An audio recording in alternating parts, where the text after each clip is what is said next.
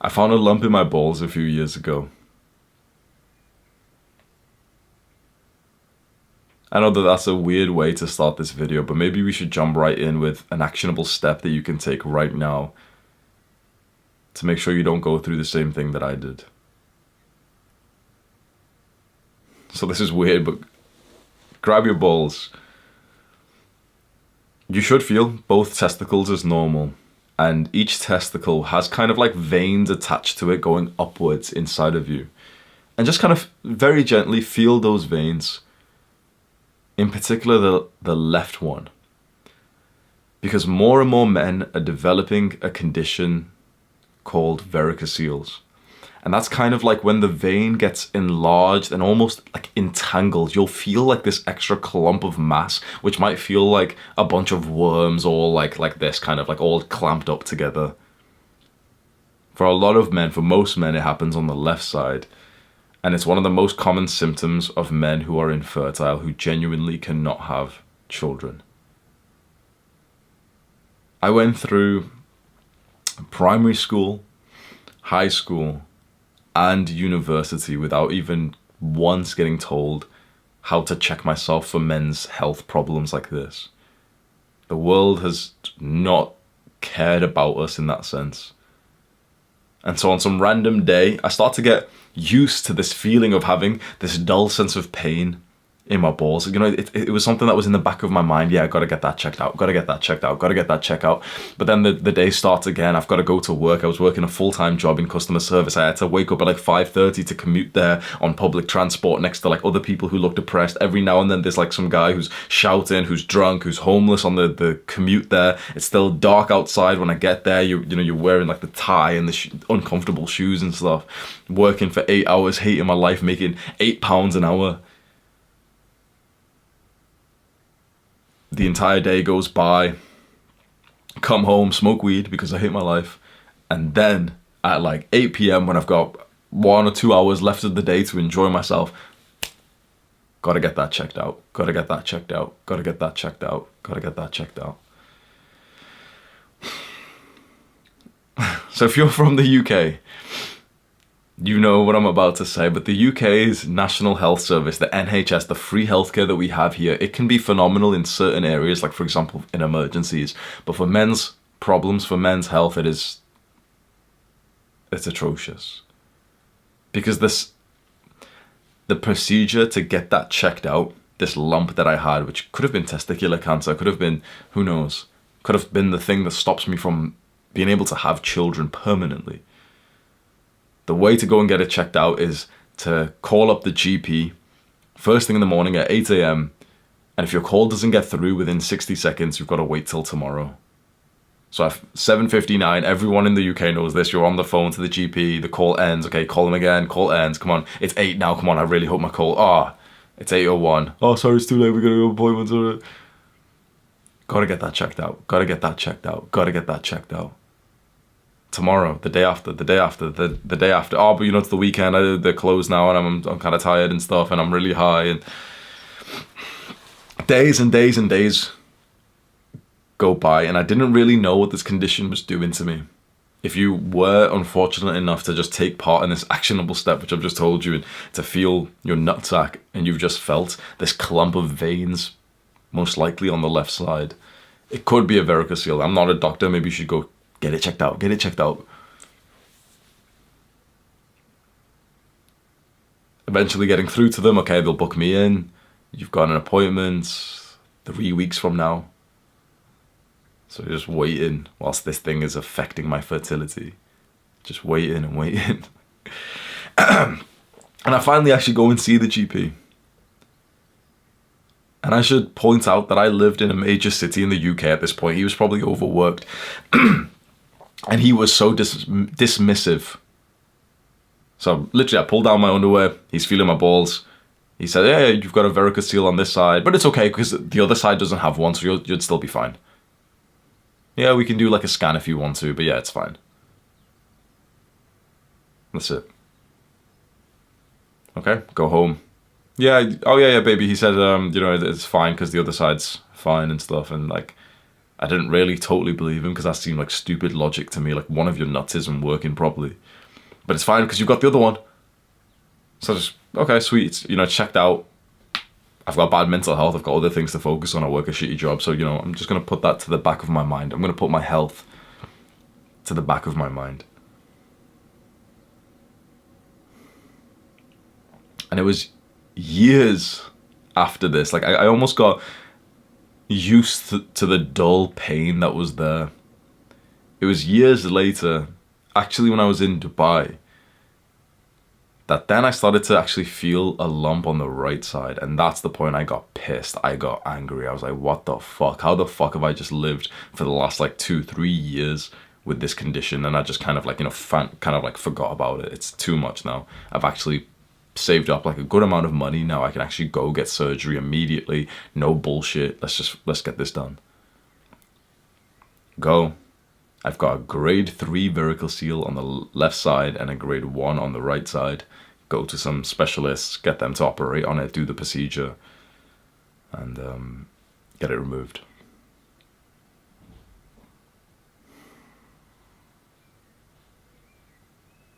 So I got the surgery at the start of this year, and I actually got a sperm test just about 2 weeks ago.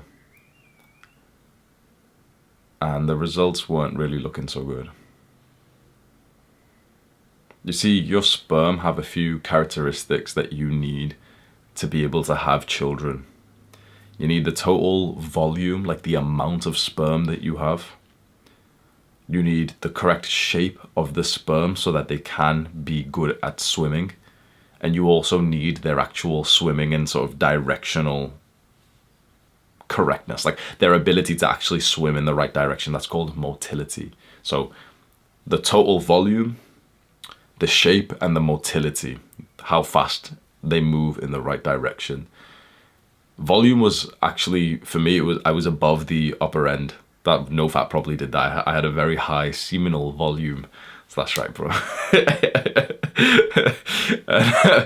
The shape was, it seemed about average. Like, so a lot of sperm, like you can visualize sperm right now. It's like this weird little egg thing with a tail. Like, a lot of sperm can actually be deformed, which when you think about it, that's like a normal thing that scientists will say these days. Like, oh yeah, you know, like 50% of your sperm will be deformed. It's maybe they've got 2 heads or 2 tails, or it's a bit wonky or something. Really think about that. Like, why the fuck is your sperm deformed? Why is that so common these days? And we're going to talk about it. And the third one, and one of the most important, is motility. Its ability to swim. And my motility was actually quite low. Only about 10% of my sperm were like essentially good enough to be able to like impregnate a woman, which isn't terrible because at least it's 10%. But the goal you want to get to is like at least 40. But having got that result, it's like I didn't even feel bad about it at all, because I have total and utter conviction that I can reverse that and actually make huge progress. Because before I got this sperm test, I was doing none of the things that we're going to talk about today. And trust me, we're going to go deep today. We're going to go, I know I'm usually quite dramatic in my videos, but I believe that we actually have a new mission. I think that together, as a movement of young men around the world, that we can have a mission, and that is to reverse this fertility crisis that's happening in men. Because this is affecting each and every one of us. And you might right now kind of find this interesting, but it's not really something that's really hitting you, because, you know, what is fertility? What does it act? You understand what it means, but I don't think you can relate. I don't think you can relate to the problem that you might have soon, because chances are you're probably not like ready to have children right now. You probably want to make more money first and develop a bit more, and maybe you want to travel, or you're probably thinking about having children, maybe a few years from now, maybe up to 5-10 years from now. So, but most likely you are quite sure that you want to have children. You're sure that you want to pass on your bloodline at some point, 5-10 years from now, right? Max, right? I don't think a lot of us can relate or even visualize that you might not be able to. That a few years from now, you might actually meet like a really awesome woman, and, you know, one step at a time, you end up really liking her, traveling with her, having an awesome time with her, and she has that like beautiful, wholesome, natural personality and everything, and you really bond with her, and it seems right to start thinking, wait, like, let's have children. Like, what are we waiting for? We're not getting any younger. We may as well. And so forgive me if I'm like butchering the real science of this, but the way to get your woman pregnant is to inseminate her. So for you to essentially like to have sex unprotected and to not pull out when she's ovulating, which is, let's say it's once a month. It's like this perfect time that you've got to be able to have sex. And sometimes it can take couples like a few months because you only get the opportunity kind of like once a month. So let's say you actually want to have children now, you've prepared. Let's say you went out and bought the cot. Let's say you've set up the baby room in your house. You've moved in together. Your parents love her. Maybe you got married and you've literally got the cot for your baby there. You've researched to make sure it's like the right one. It's cute and everything. Your wife is like buying the little baby clothing and stuff. And you're just trying to get her pregnant now. Now it comes down to like your semen, your sperm, some primal shit. And so 1 month passes. Okay, no, she's not pregnant. She's taking a test. Her periods come, so she's not pregnant. Okay, the second month. Okay, yeah. So it's on the 26th that she could get pregnant. Okay, let's do it. Not pregnant again. And the next month. Nope, missed the opportunity. And the next month. Nope, missed the opportunity. And the next month. Imagine 6 months in, you actually trying to have children. Imagine your woman taking 6 pregnancy tests. Imagine your woman experiencing 6 periods that she didn't want. And you see, this is actually a normal experience. That you can't be considered even struggling to be like, to have children up until it's been a year like this. Imagine every month you're hyped up thinking, okay, she's ovulating right now. Right now she could get pregnant by a guy who had healthy sperm. And it might not even be you. And so month by month by month by month by month by month.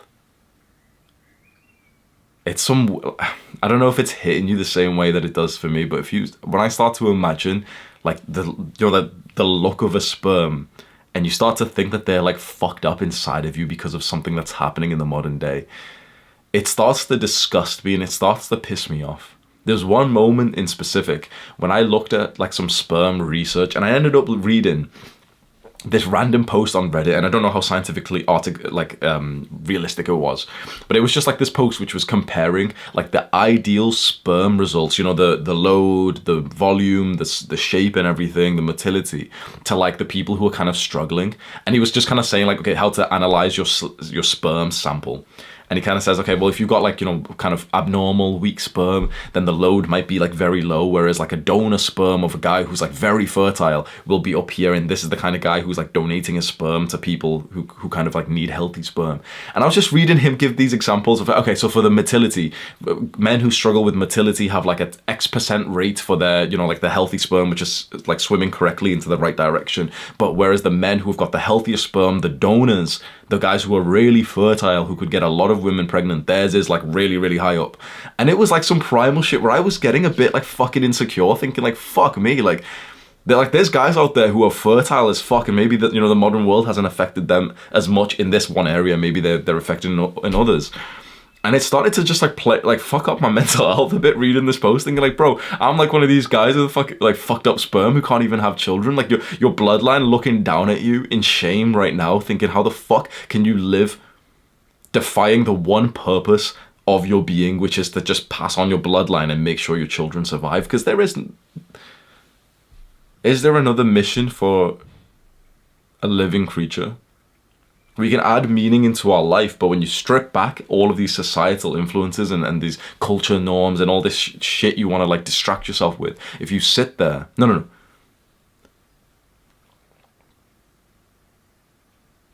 If you walk or you take a drive specifically to a point where you can see vast horizons, if you go into the mountains and you just you visually see vast horizons you can see from miles away, that's when thoughts of fatherhood will really come into your mind. I know what I've just said sounds cryptic. It's really not.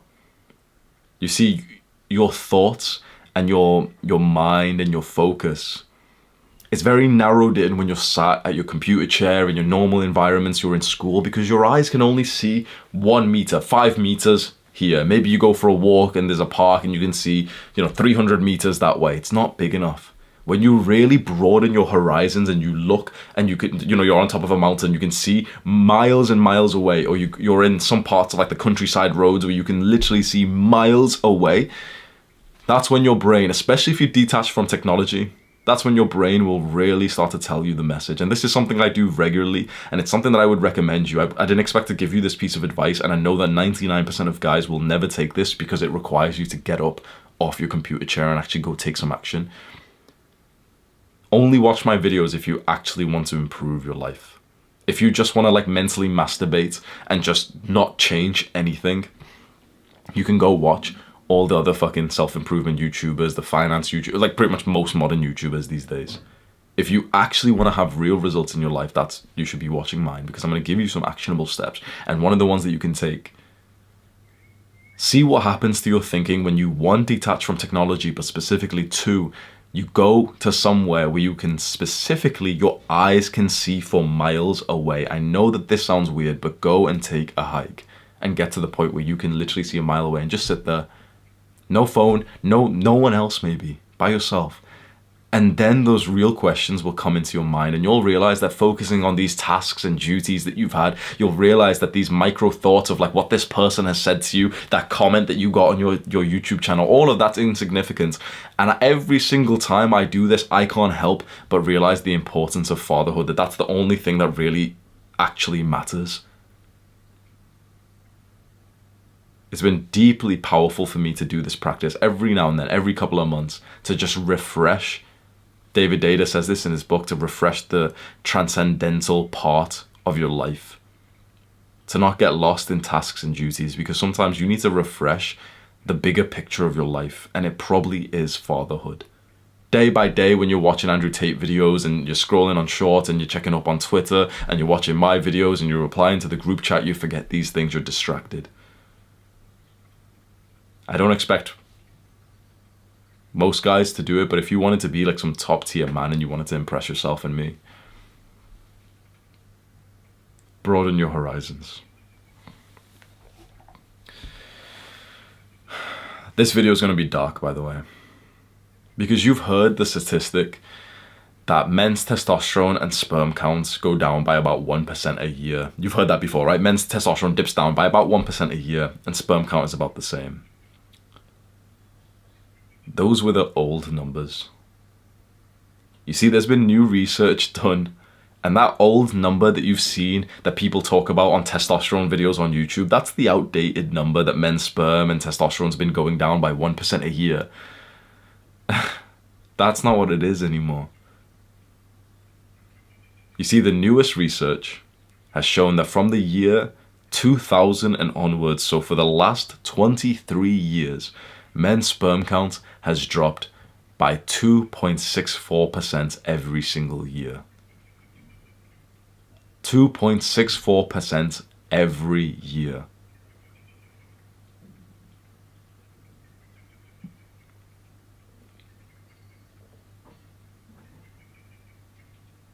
This is a bigger problem than it seems. As always, I'm quite an extreme guy. And so when I tell you that this is the genuine end of the world, potentially, you probably won't believe me. You probably think, oh yeah, Hamza's, he's just, he's saying something to get YouTube views or something.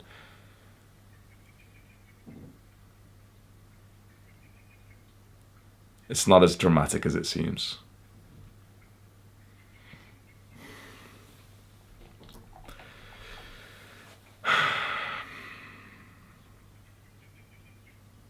We're going to discuss something called population collapse. It's something that Jordan Peterson, Elon Musk, Andrew Huberman, Tim Ferriss, it's something that very, very intelligent people are talking about these days. The other things you've been told about the issues with the world, like global warming or maybe the AI takeover, those things maybe could be catastrophic. World War III, nukes, the new COVID strain, whatever it is. You know, that everyone's focused on like climate change and all these things, and I don't hear enough people talk about population collapse, because I think this could be the genuine end of the world. Remember I made that video, which is on my channel. It's titled How to Increase Testosterone Naturally. It's the thumbnail is just a picture of me shirtless. And inside this video, I talk about endocrine disruptors, and I talk about mass levels of infertility that people aren't even realizing. If you imagine you and your high school friends, a couple of guys, one of you genuinely it will be impossible for one of you to have children. Their wife would be able to, maybe your wife would be able to. Her eggs are fine. But your sperm are deformed and you wouldn't be able to. Maybe let's say it's about 1 in 5 right now, 20%. For our children's generation, it's going to be a lot worse. It compounds every single generation. That means that if you imagine your future son and his friends, like a group of like 4 or 5 boys that he really likes and they've grown up together, probably more like 2 or 3 of them will be infertile. They will not be able to pass on their bloodline. You do realize, if you imagine like that, your ancestors, if you imagine literally from the cavemen times, DNA has been passed with every single generation in your ancestry. Every single one, from the cavemen to the adventurers, to the hunters, to the pirates and the merchants and the warriors and the soldiers, and then you. And then it stops with you.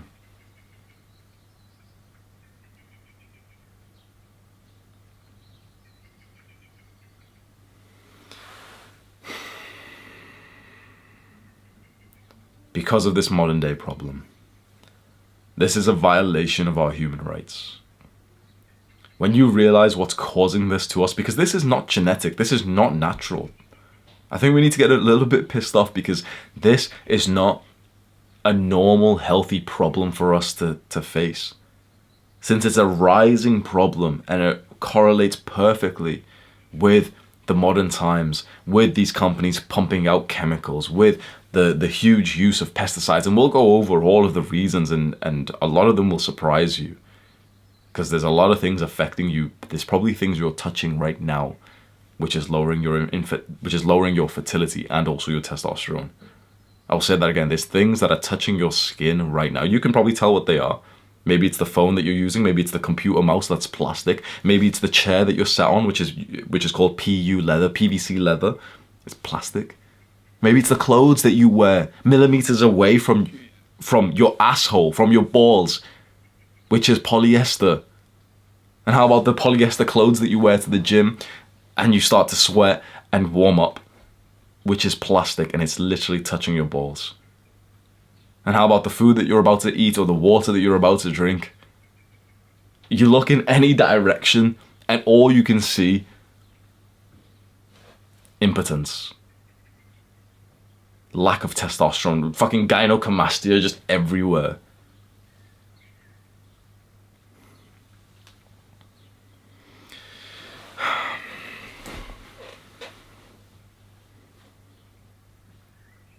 With the influence that I have of my men, this is what I want us to make progress in.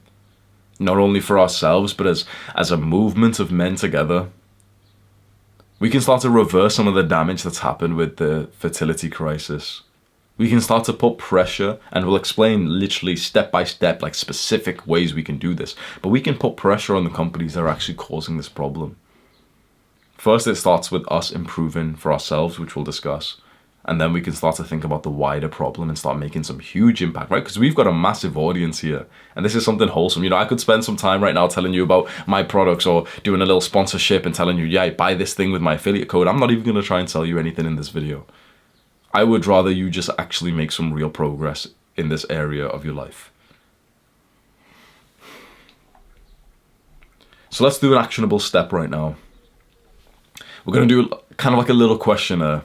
21 things that you need to avoid to make sure you've still got healthy sperm and testosterone levels. So answer yes or no to each one of these questions I'm about to ask you. To make it easy, what we can do is I'll copy and paste this into the description of the video below, and you can just copy and paste that into like your own notes page or your Notion page or whatever, or you can write it out on paper. And the idea is you're going to answer yes or no to every single question here. And then you're going to count how many yeses you have. The more yeses you have, the worse your score is. Question number 1. Do you ever keep your phone in your pocket? Yes or no?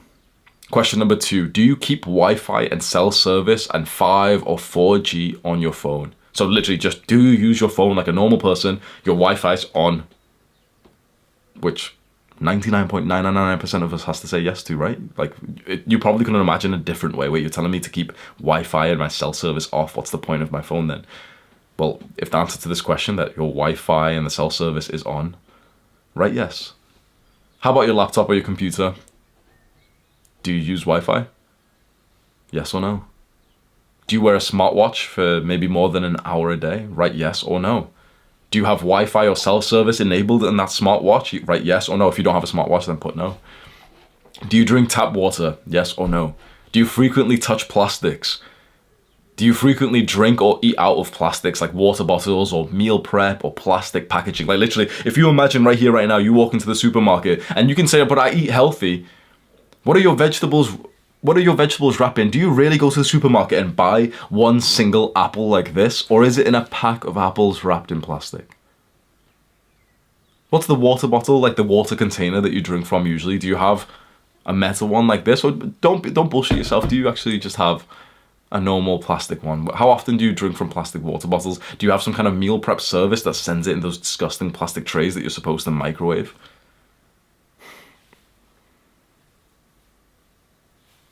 Do you smoke? Vape? Weed? Cigars? A lot of fucking Tate fanboys are really loving cigars these days. Do you smoke? Oh, but it increases my testosterone. No, it doesn't. It decreases your sperm. It makes you less of a man. Right, yes, if you do. Including vapes and all that fucking disgusting stuff. Do you drink alcohol at all? Right, yes, if you do. Do you use deodorant or perfume or aftershave? Yes or no? Do you sit next to women or men who wear fragrances? So if you're in school, for example, and you go into the changing rooms of the sports class and you can smell the fucking Lynx deodorant spray, or you go to the gym and there's always the smell, or maybe your girlfriend always is wearing like that pretty perfume that she puts on. Those things are endocrine disruptors. We'll go into the research and I'll prove every one of these to you, but let's just see what your score is, and don't bullshit yourself. Don't just start skipping this part of the thing because you're actually being held accountable to your lifestyle choices. Thinking, oh, well, you know, none of this is actually, oh, this guy's just being extreme. When it comes to your ability to have children, I think you should be extreme, right? So write yes or no with truth. Do you use deodorant? Do you spray deodorant normal? Like, if you don't stink, then yes, probably, right? So write another yes down. Do you kiss women who wear makeup? Yes or no? Do you use any product to style your hair? Gel or wax? For a very long time I did, right? I used gel and wax and stuff. Do you use any of that? This is giving me flashbacks of how disgusting it used to feel to put like gel on my hair when I was in high school. Like every morning, it's got that cold like kind of feeling to it. It's like, it makes your head shiver a little bit. Turns out all of that is an endocrine disruptor and it's fucking up your hormones. So write yes or no. Do you use normal toothpaste? Like the kind of one your parents buy, it's just Colgate, it's in the plastic tube, and it's got disgusting ingredients in it. Do you use that? Be honest. Because you've got to put yes, right? The only way that you should be putting no is if you specifically have already found like a non-endocrine disrupting toothpaste. Be honest, have you Googled that before? Probably not. So write yes for this if you use normal toothpaste. Shampoo. Body wash, yes or no? Do you just use the normal shampoo? You go to the store, the Lynx little set that everyone gets you for the Christmas birthday party or some shit, like the normal body wash. Just unless you've done like autistic research for which shampoo doesn't have estrogenic like compounds in, which you probably haven't, write another yes down. Do you wear normal clothes which you haven't checked the material in? Now be honest. Up before this point, when you were buying some clothes, were you checking the label to see what percentage of it was polyester or cotton? Don't lie to yourself. Or did you just think, okay, does it look good or fit good? 99.9% of guys, does it look good or fit good? Maybe some weird guys are looking at the labels thinking, wait, I'm not going to wear anything that's not organic. We're probably not him, right? Yes or no? Do you wear plastic polyester clothing. But if you didn't know, by the way, most gym clothing is polyester. That's estrogenic. Do you sit down for more than 4 hours a day? Huberman talked about this in his fertility podcast. When you sit down, for guys, especially if you've started training legs, your thighs are actually start getting bigger and bigger. And when you imagine the mass of your thighs, kind of like when you sit down, they kind of like spread a bit. It starts to warm up your testicles too much. It squeezes them and warms them up too much. So it actually decreases fertility when you sit down for too much. So do you sit down for more than 4 hours a day? I do. Right, yes. Do you take hot showers or baths or saunas? Saunas are really healthy, right? Yes or no? Are you fat? Yes or no? Are you underweight? Yes or no? Tally up all of your yeses and write a score down. How many did you get? I scored 17 at the start of the year. The only ones that I said no to at the start of this year was the smartwatch. I didn't own one. Then the second question for the smartwatch was like, do you have Wi-Fi enabled? I didn't have a smartwatch. I wasn't fat and I wasn't underweight. I scored 17 at the start of the year. And I even smoked. I want to tell you a quick story. So I smoked weed for over a year when I was in like university and stuff. And then I stopped it. It was a disgusting habit. I think weed's just a horrible drug. And when I got to Dubai, Tate's famous and everyone's talking about Tate and TikTok and like, cigars are really good. Cigars are kind of cool, bro. And I was in Dubai pretending to be a high value man like everyone else there. And like, I remember I had the surgery for the varicocele the next day. And I ended up inviting like 10 guys and girls to come over to my place and play poker and smoke cigars, and we had a good time. I think we drank a little bit as well. I think I drank alcohol that day, which I usually don't. But literally, the day before I had surgery on my balls, I smoked and I drank. And I had like a full-on surgery. They put me to sleep. I woke up and I promise you, like imagine, you get to the hospital and you get a little bit like traumatized, a little bit scared of, okay, you're in the hospital. I was wearing the fucking gown and shit. Women coming in, poking me with the arm, like with the needle, okay, putting this thing in. Doctor has one last like look at me, says, okay, you're all good and stuff. Take me to this room, inject me with this, take me to this room, inject me with this. I'm in the full-on like surgical room with like, all the guys wearing all like the fucking blue suits and everything with glasses on or whatever it was, and big light shining on me. Okay, they finally put it in, and then boom, I'm just out. And then I wake up, I'm really dazed and confused, and I promise you, I woke up. I struggled to breathe for 10 hours. What was supposed to be a simple surgery, they literally put me in ICU because I struggled to breathe. They had doctors just sat in my room just watching me, expecting me to like literally suffocate because I started to like struggle to breathe. I was spitting blood. I was literally like fully spitting blood and everything. You're supposed to be able to, the surgery that I got, you're supposed to be able to leave within 1 or 2 hours. I was there for an extra 12 and the doctor really wanted to keep me overnight just to keep watching me, and I insisted that I wanted to go home. I was there in the morning. I was supposed to go home by about 1 p.m. I literally got to leave the hospital at midnight. But before that, in that space that I was there, genuinely, it was as if someone was choking me and I was breathing like that. And I was, I'm trying to act like a big man, and I was, not showing much to them, saying like, oh yeah, I'm fine. I'm fine.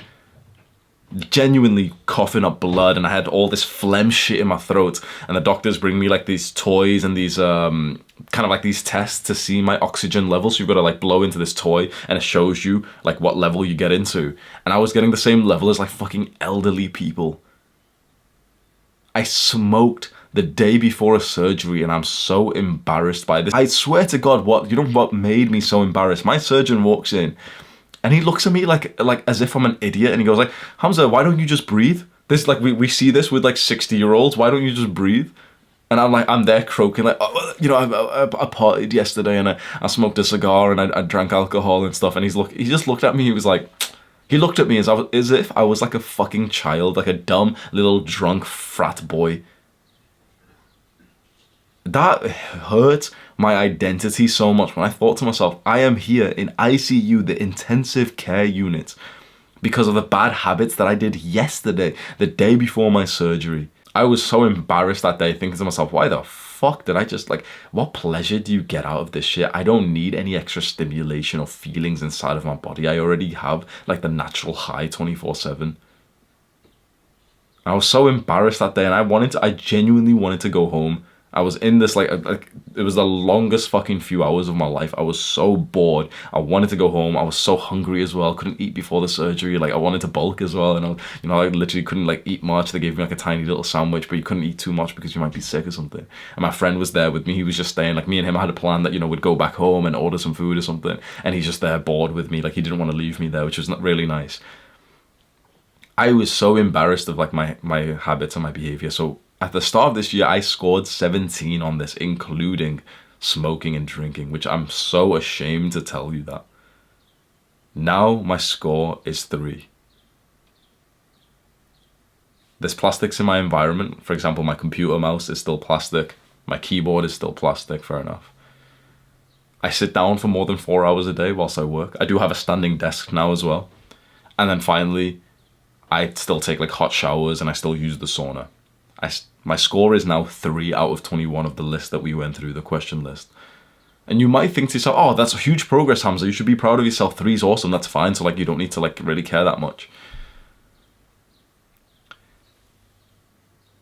A hot bath, taking a bath that's hot, and the sauna and showers, they've been shown to kill up to 50% of your sperm.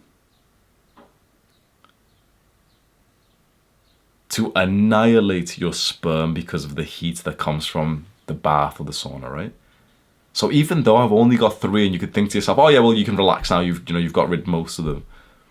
I genuinely think to be healthy, we need to go extreme with this, because once again, is this not a topic that we should take to an extreme seriousness of fertility, of your manhood, to be able to pass on your genes and have children? So you can think that even with the fact that I've only scored 3 in this questionnaire, one of them is still so significant that there's research out there that shows that it kills 50% of your sperm in even a short bath. I don't take normal baths, so it's probably not as bad as that. But I assume sauna and hot shower is still destroying a lot of your sperm. The goal is to get to 0. You're not going to get there fast. I'm 5 months later, I was at 17. 5 months later, I'm at 3. That's like a fast progress still. Maybe it should take an entire year to be able to get to the point where you just have 0. Or maybe you've still got 1. So whatever one that you see yourself, you've just done this actionable step. You should do this right now, by the way. You shouldn't just keep continually listening to me. Go and get that or go and answer the questions, or I'll copy and paste it below. Just go and get it and just answer it. It should take you literally 30 seconds and have your score. Not only should you have your score, maybe you can comment it or tell it to someone else who you know has watched this video and ask them, what was your score in the random questionnaire that Hamza did. But also, look at exactly where you did right, yes, for which question. And before you cope and think, oh, but I couldn't change that though. I wouldn't be able to change that because, no, that's just weird. I wouldn't change that. Just ask yourself, like, okay, but Hamza's changed it. And sure, Hamza's quite an extreme guy and whatever, but, like, sure, like, I mean, if I'm an athlete. You probably do consider yourself to be an athlete now, right? You're not a normal person anymore, bro. When you're tracking every fucking grain of rice, when you're fucking weighing out your macros, like, you're not a normal person. When you're meditating and reading, you're not normal anymore, right? So let's be honest. So at this point, it's like, why not just go for the extreme result? Because you're doing that in business, you're doing that in your mental health, you're doing that in your physical health. You want the extreme results, right? You want to be the outlier, right? You want to be the 1% man, right? Well, then you need to go quite extreme. So there's going to be a bunch of times where you've wrote yes for some of these questions, but you're going to look at them and say, like, oh no, I wouldn't be able to change that. Break whatever limiting belief you've got inside of you and think to yourself, you can say no to every single one of these. You can genuinely say no to every single one of these.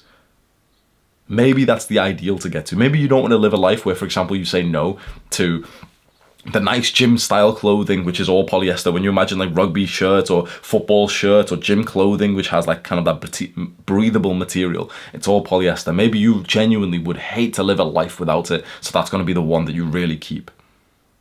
Sure. The idea is to just get your score as low as possible, preferably 0. Let's give you a quick overview of what the fertility crisis actually is, and it seems to be largely conducted by this one researcher called Dr. Shanna Swan. The paper is called Temporal Trends in Sperm Count, a Systematic Review and Meta-Regression Analysis. So Dr. Swan published a paper in 2017. It was a meta-analysis, so they looked at 185 different papers themselves over a 50-year period with over 40,000 men. So this was a huge analysis, right? They looked at so many different studies with so many participants just to see the rates. And this one went viral, by the way, because everyone started talking about it. They found through this massive study that men's sperm count and testosterone was dropping by about 1% a year for a total of 59% over the last 50 years. So you've heard that statistic before. Men's sperm count and testosterone has dropped by 50% in the last in the last 50 years, half century. But then they published new data 5 years after their first study, Dr. Swan's group.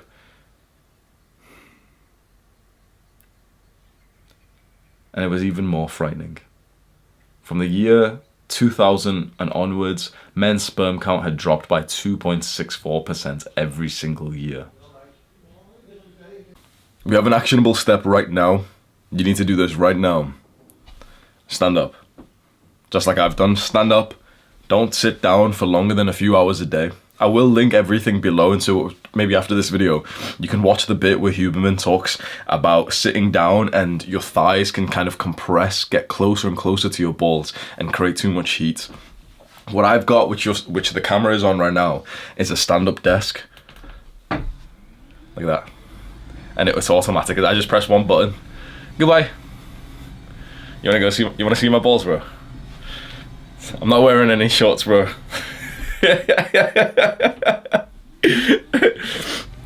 So I've got a stand-up desk, and for at least a few hours a day I will press this button and it'll rise up, and I'll literally just end up standing here, like air my balls out a bit. And I don't know if I'm just being dramatic, but honestly, like, they told you not to manspread, but it's actually probably healthier for you.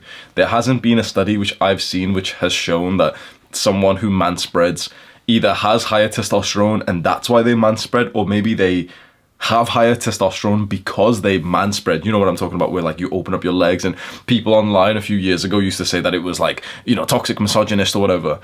It turns out that just having your balls warm will actually negatively affect your sperm and even your testosterone. So the actionable step right here, right now, is just to stand up for a part of this video. Maybe the rest of this video, if I get tired, obviously, we'll just sit back down together.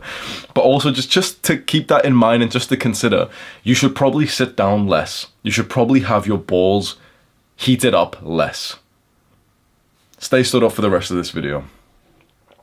Now, I mentioned before that what we're talking about could be the genuine end of humanity. And I know that that seems really dramatic, but it might not be, because infertility is just one issue inside of perhaps the biggest problem that we're all actually facing right now, which is population collapse.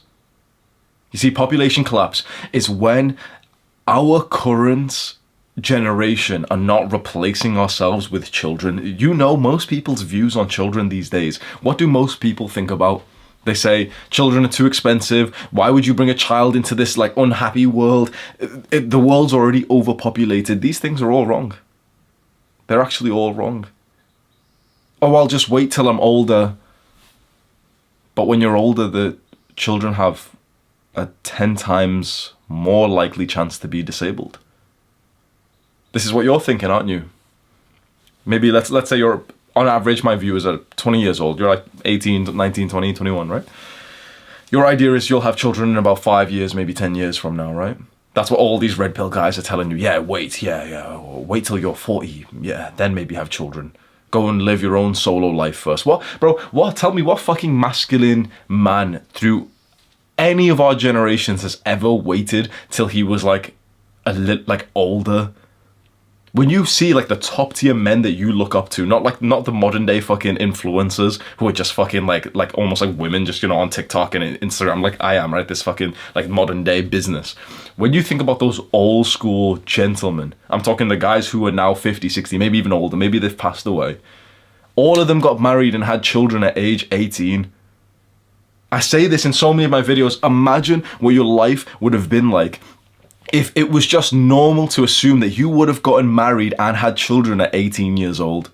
Now, you might think, well, I wouldn't have been ready for that, but like, don't add your own bias to it. Imagine that you were literally going through life as a boy, knowing that that's about the time that you would have had children, right?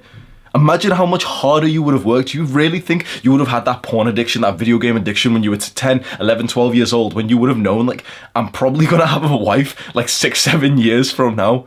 I'm probably going to have my first child 80 years from now. You would have already been like that 12-year-old who was actually working hard and developing himself rather than just wasting away like a Jeffrey. So like following the new modern world where we're supposed to be little boys for a longer period of time, it hasn't served us well. And so this advice that's given out by influencers like me, by men in my space, that you should be like a solo guy and you should go travel the world, it's feminine, it's disgusting, it's lazy and weak.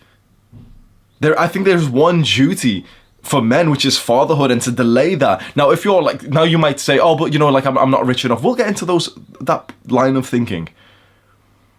But if we're delaying it till we're older and older and older, that just means that you've had more years of your life where you didn't actually get to be a father and develop yourself in that area.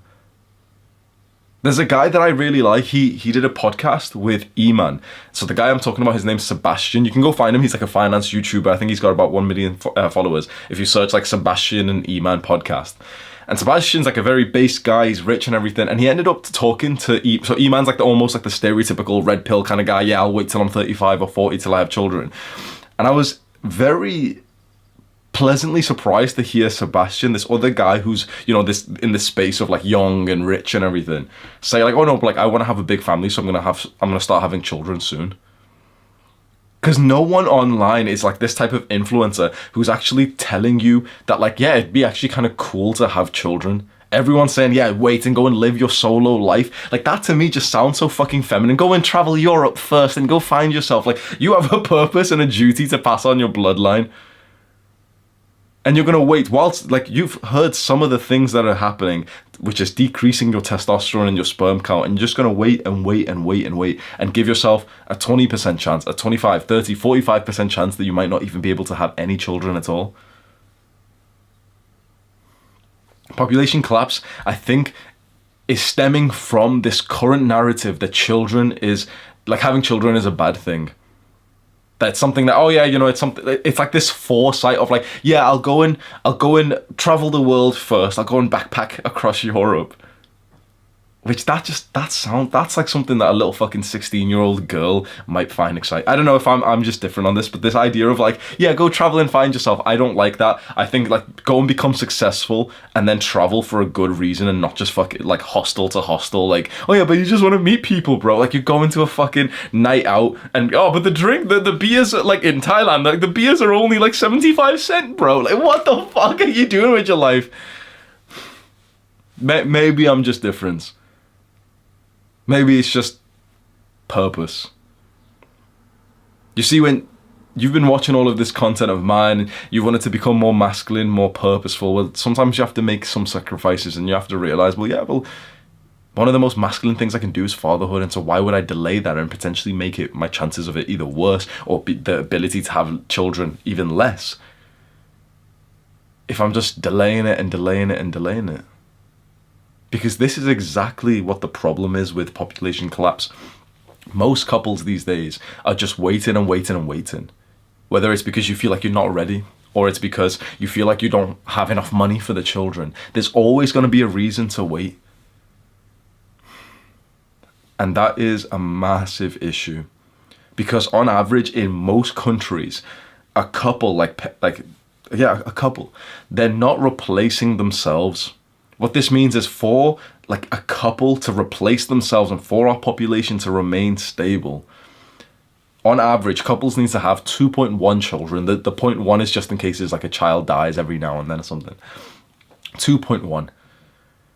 Most couples around the world on average is like 1.6, which doesn't seem crazy, but what this means is there's going to be a very sharp decrease in the population. And you might think, okay, well, no, why are you talking about population as if it's like, you know, it's small? Like, it's not. We're overpopulated, aren't we? Think about it. What intelligent person actually said to you that we're overpopulated? It wasn't someone intelligent. It wasn't someone successful, actually, was it? Because go online and go and see what Jordan Peterson says. Is he telling people, yeah, don't have children and don't bring them into this horrid world and you know, the world's already overpopulated? Or is he looking at someone who says this and thinking they're kind of stupid because the world isn't populated? There's a few billion, there's like 7 billion people. You can fit everyone inside of like comfortably inside of one state in the US. Never mind the rest of the world. The world is not overpopulated at all. And you might think, oh, well, you know, for all these other reasons, well, the truth is, if we're not having children, it's us that will suffer the most. You're seeing this in countries that have an aging population. What that means is that there's less children and people are living healthier, longer lives, so that there's more elderly. So like the pyramid of people's age kind of looks like this. It's like there's less children here, like right there, that's the bottom. Few children, quite a lot of adults, and quite a lot of elderly people. What do you think's gonna happen? Because more and more people are gonna grow old, be elderly, strain the healthcare system, need support, and there's not gonna be the new line of young people to support them. You and I will live past 100 easily. I think on average, the average person, by the time that we're old, I think the average person will probably live till easily 90, 95, 100, the average person. We're going to be at the upper end of that range, right? Because we're doing the right things. Oh, but what if you got hit by a bus? Shut the fuck up. What if you got hit by a bus tomorrow, bro? Just shut up. We're going to live past the 100. I think easily 150, honestly, because whatever the upper range is, and the upper range isn't far from I think it's like 90 something right now. Add a lot more to it because the life expectancy is going up like crazy. Like when you think of people like Brian Johnson who are literally reversing aging, it's like if you're in this space, you're probably going to live very easily over 100, 120, maybe even 150. If you imagine that's 100 years from now, right? So let's just say 120. And I don't think that's crazy to say at all. When you and I are past 100, you're going to be hoping that you've got some children who are still looking after you. You're going to be hoping that you had enough wealth to be able to look out. Because how much money are you going to make in expectation to retire at a point when your brain and your body don't work as much? You're going to hope that you've got your bloodline who are helping support you, who respect you, right? But if you had this idea of, no, like, you know, children, oh, just go travel Europe, bro, like, oh, you know, go backpack across Thailand.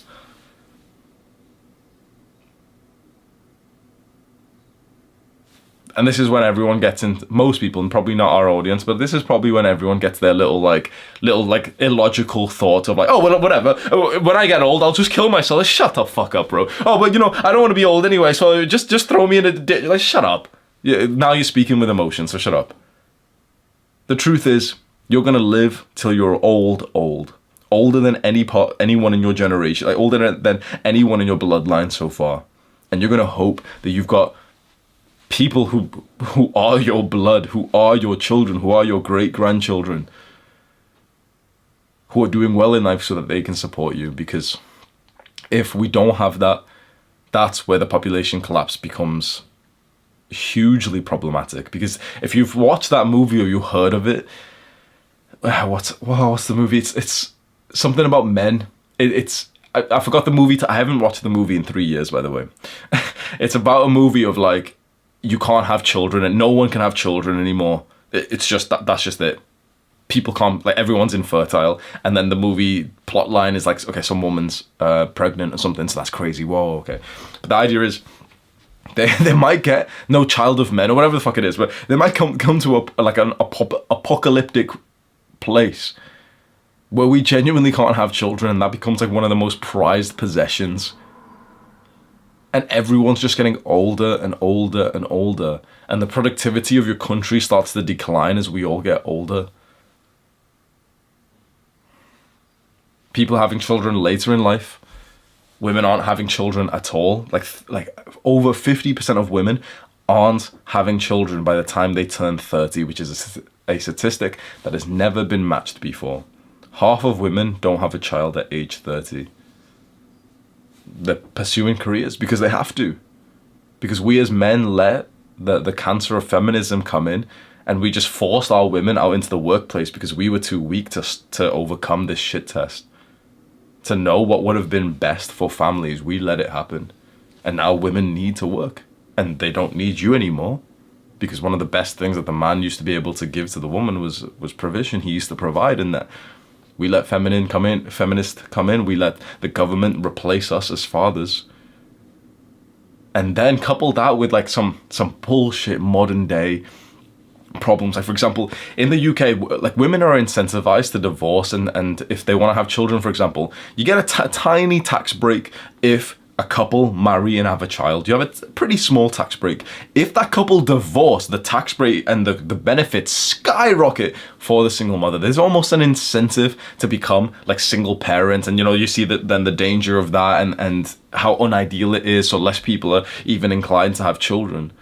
So the whole space is just messed up. I know that this isn't exactly a actionable step, but this is more like a lifelong plan to follow. Become very successful, make a lot of money, have a big family. When I see a good vision for my future, it isn't one of these red pill guys where I'm pretending to be a high value man smoking a cigar and I'm there in Dubai like handshaking people saying, yeah, networking's so cool, bro.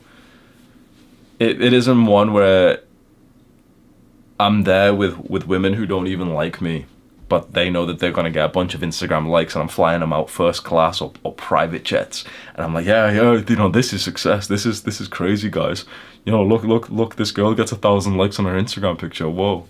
That's not the life that I see as an ideal success for me.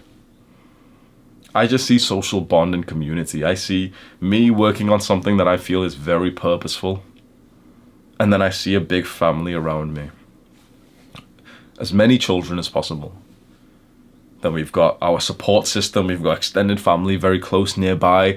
I'm buying houses of the same village and then literally just moving in families that I like so that they can be close to me. And I imagine that this is like so specific, but I want to live a life where I literally have like family after family after family all within 1 to 2 miles of me. And I've got my own land where I've been building houses and my extended family are moving in there. And people who I like a family man who I really respect, and I like his wife and I like his children, they move in and we all start to like form our own mini tribe. And everyone disciplines themselves to follow one rule, which is that we all meet up every single day at 5 p.m. to have dinner together. We have dinner next to a big fire, and it's like this community feeling which humans don't get these days. Like that, you've just solved most people's mental health problems. Like that, you've just gave people a purpose. You gave people a community to be around each other and actually share some good values, to feel important and needed. And that stuff gets deep, man, because if you've ever looked into like trauma before, there's such a thing called co-regulation, which is that your nervous system literally regulates and calms down if you're next to like good people who like you. And most people's nervous system these days is all out of the place. They're eating shit food. They're anxious when you're in the gym and there's like some meathead looking guy who looks kind of scary and he doesn't smile at you. It's like you live your life with this subtle twinge of anxiety 24/7. Even the guys who think that I'm just cool. I'm cool, bro. I don't even know what anxiety is. Like everyone's got like a 10% level of anxiety, probably even more these days, of just 24/7, because we don't have our communities anymore. And the reason why we don't is because we're deprioritizing having children. So I know that this is going to seem backwards, because what you may think, okay, this sounds good, but I need to make money first. This is where it gets interesting, because this is almost like a psychological hack. You'll make more money if you plan to be a father within the next few years. You want to know how I got to this point of success? You will not believe like how much success and how much money you're making. You won't believe it. It won't even fathom. Your brain couldn't comprehend it. And I don't say that to insult you. Your brain couldn't comprehend it. Guess how I made this much money? There was no handouts. My dad's a taxi driver. No one gave me money. I was stupid up until I was 23 years old. I couldn't even read properly. Till I was 23. I was on government welfare. Guess how I got here to this point now. And it's interesting because I still live at my parents' house. You probably would believe I'm broke, and I don't even blame you for that. But if you've found me to be a truthful man, the years that you've watched me, understand when I tell you that if you visualize a doctor, or a soon-to-be doctor, he's a young man and he's studying 10 hours a day in medical school, and he graduated, like, you know, year after year after year, he's studying, and then he gets his doctorate degree, and then he works as like this junior doctor for 5 years, 10 years, then now he's 35, then he works even more, he gets married, and then he's 40 something and he's become really successful. Then he opens up his own clinic, which is what like a lot of like the best sort of doctors and professionals do. They open up their own clinic and they make even more money. Imagine that guy who's worked for 20 years for this. Imagine 100 doctors do that exact same thing. All of them put together still make less money than I do. How did I get here? I convinced myself that I would have children in a few years, and I will make a crazy, stupid amount of money that majority of people will just simply not believe. It was with the thought that I'd probably have children within a few years. That's when I started. Because the thought of being this high value man, smoking cigars and getting like a fancy car and this watch, that never did anything for me. That took more things away from my life than it ever gave. That's not happiness, that is not success. That's an embarrassment. But family, countryside, nature, life and community, those are the things that I'll spend lavishly on. I'm buying not just a house, but land in cash. I'm buying multiple houses for the families that I love, just so they can be like a mile away from me. Because it's with fatherhood, when I started to genuinely think about the impact that life would and my work would have on my children, it's like everything just started to fall into place. Of course, I'm going to give you the disclaimer. If you're not going to be a good father, if you think you might be toxic or abusive, or you're on your own self-improvement journey. But it's just something to realize, like, if you add a bit of maturity to your goals and you realize, like, I'd probably have children within 3-4 years from now if I was rich enough for it. And you start to like calculate and you burn that amount in your mind that you need 100k per month, or maybe just 100k per year, however much it is. And you start to think, yeah, you know what, if I made this much, my children's lives would be amazing. And then you start to really like obsess over that figure and that thought that, okay, I need to make this money for my children right now. How do I make it? What's the smartest, most efficient, most effective way to make it? What's the highest leverage that I can do? If you sacrificed everything apart from that goal, you'd get it in like 3 years. That's a quick side tangent, because I know that there's a lot of guys out there who do actually want to have children, but you're stuck with the financial aspect. I'm not saying to have a child and just make it work. I'm saying that you should actually just openly just admit to yourself, yeah, actually I would, like, the reason why I'm not having children is just because I'm too broke for it. I would happily have a child probably like within 1, 2, 3, 4 years. So I need to make money for it. Okay, shit. So I've got a deadline. Okay, so I need to make like I need to be making 100k a year, 100k a month, or whatever it is the figure is, within 2 years from now. You've got a deadline, you've got a goal. Now just sacrifice as much as possible for that goal. Because I think the possibility to be a father is just this kind of like second thought in most men's brain, which when you think about how important it would be, which is probably one of the most important things of your life, it shouldn't be the second thought. It shouldn't be this thing, oh yeah, man, after I go travel Europe with a fucking, but that's fucking cringe, bro. I don't know, you can tell, bro, I don't like traveling. I think traveling's exactly the part of the Matrix which everyone's telling you to, oh, get out of the Matrix, bro, go travel to Thailand, bro. You think the travel industry isn't part of the Matrix? Sorry for the tangent, man. Section 5, the 4 endocrine disruptors affecting your fertility. So endocrine Endocrine disruptors are kind of like chemicals that fuck up your hormones, particularly testosterone and estrogen. I did an entire video on this, which is on my YouTube channel. It's the thumbnail where I'm shirtless. It's like increased testosterone naturally. That's the entire video. So go and watch that. I'll just very quickly cover. There's a couple of chemicals like endocrine disruptors that are out there that are just worth talking about. And the first one is phthalates. Phthalates is a kind of chemical that makes plastic flexible. Plastic packaging, you know, that like if you imagine you're in the supermarket and you're gonna go buy a steak or you're gonna go buy a bag of apples and it's got that plasticky bag around it. Phthalates.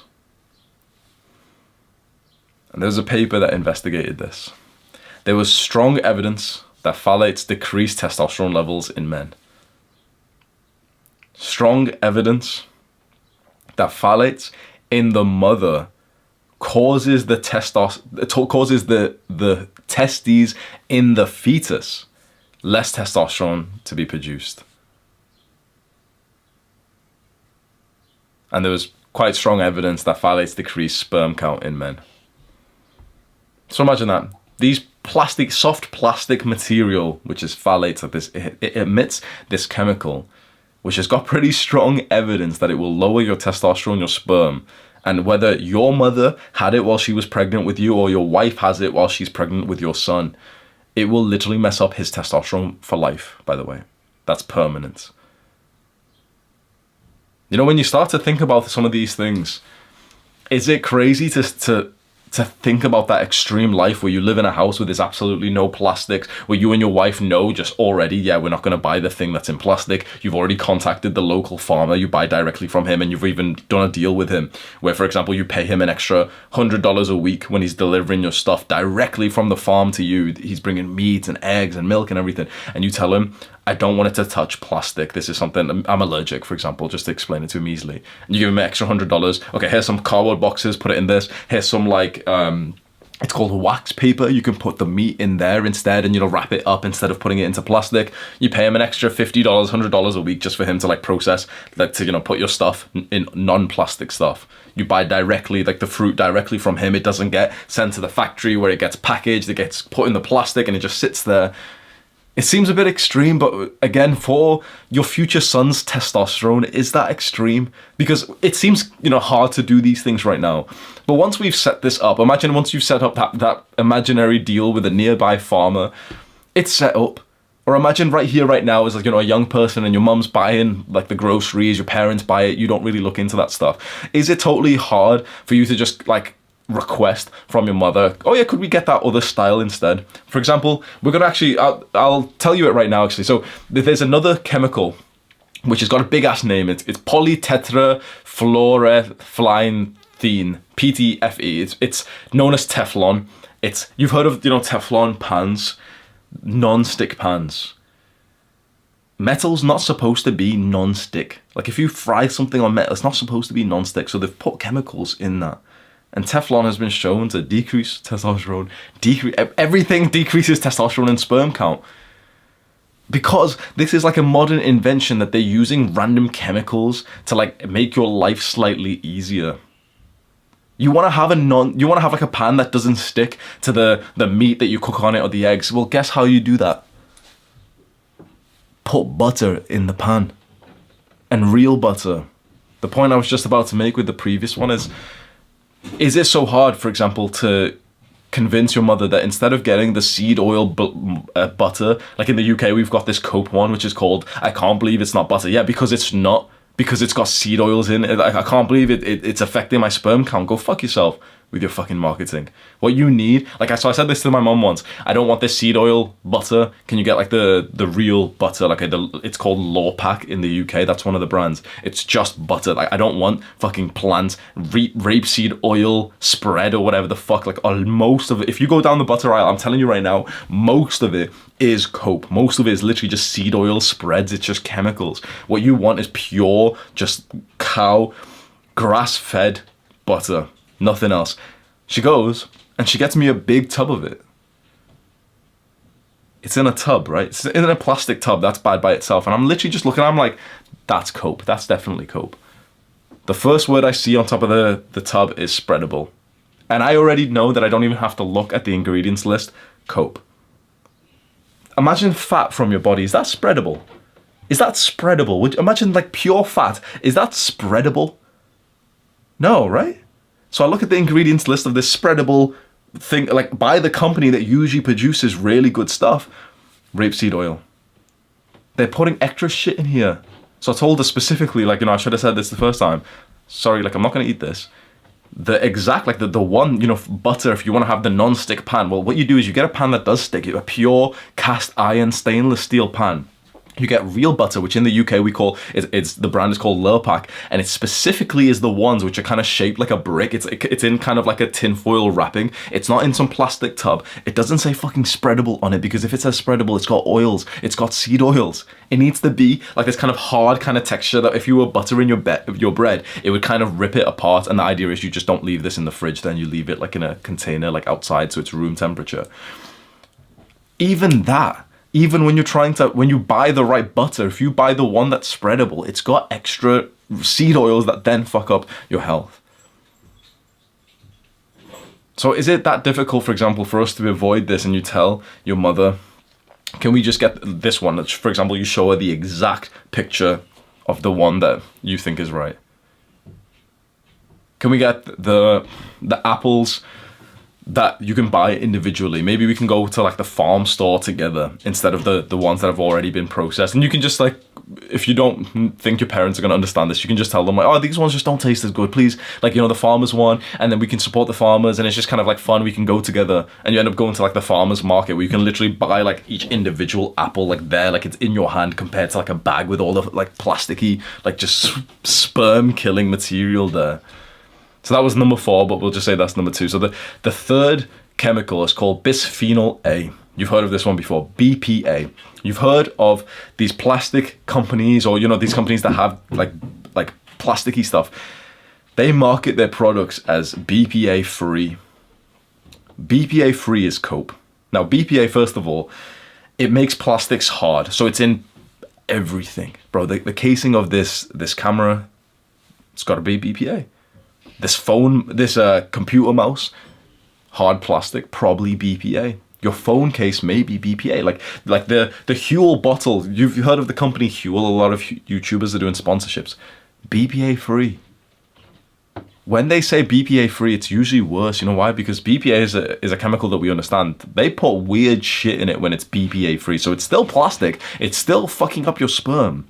But now they use something called BPS, which is probably just as bad, or maybe even a little bit worse. So when it gets to this point, when I'm hearing, okay, soft plastics are bad for you, hard plastics are bad for you, BPA is bad for you, but if it says BPA free, that's also probably bad for you. At this point, boycott plastics.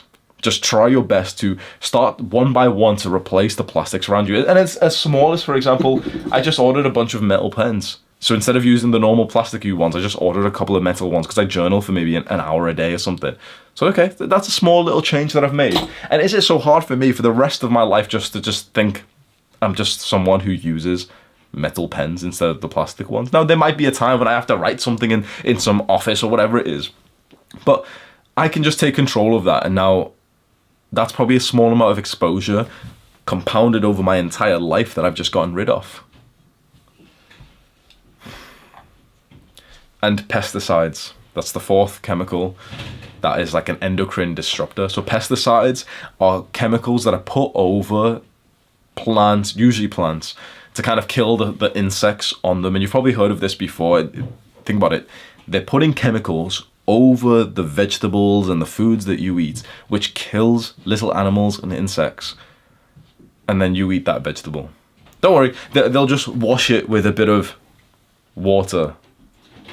And the water that they're washing it with is contaminated with birth control hormones.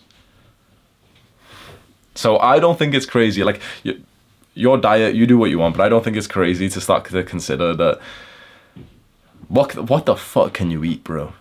You can't have shit, can you? Just get naked and then just stand there in the sun and just hope that nothing touches you.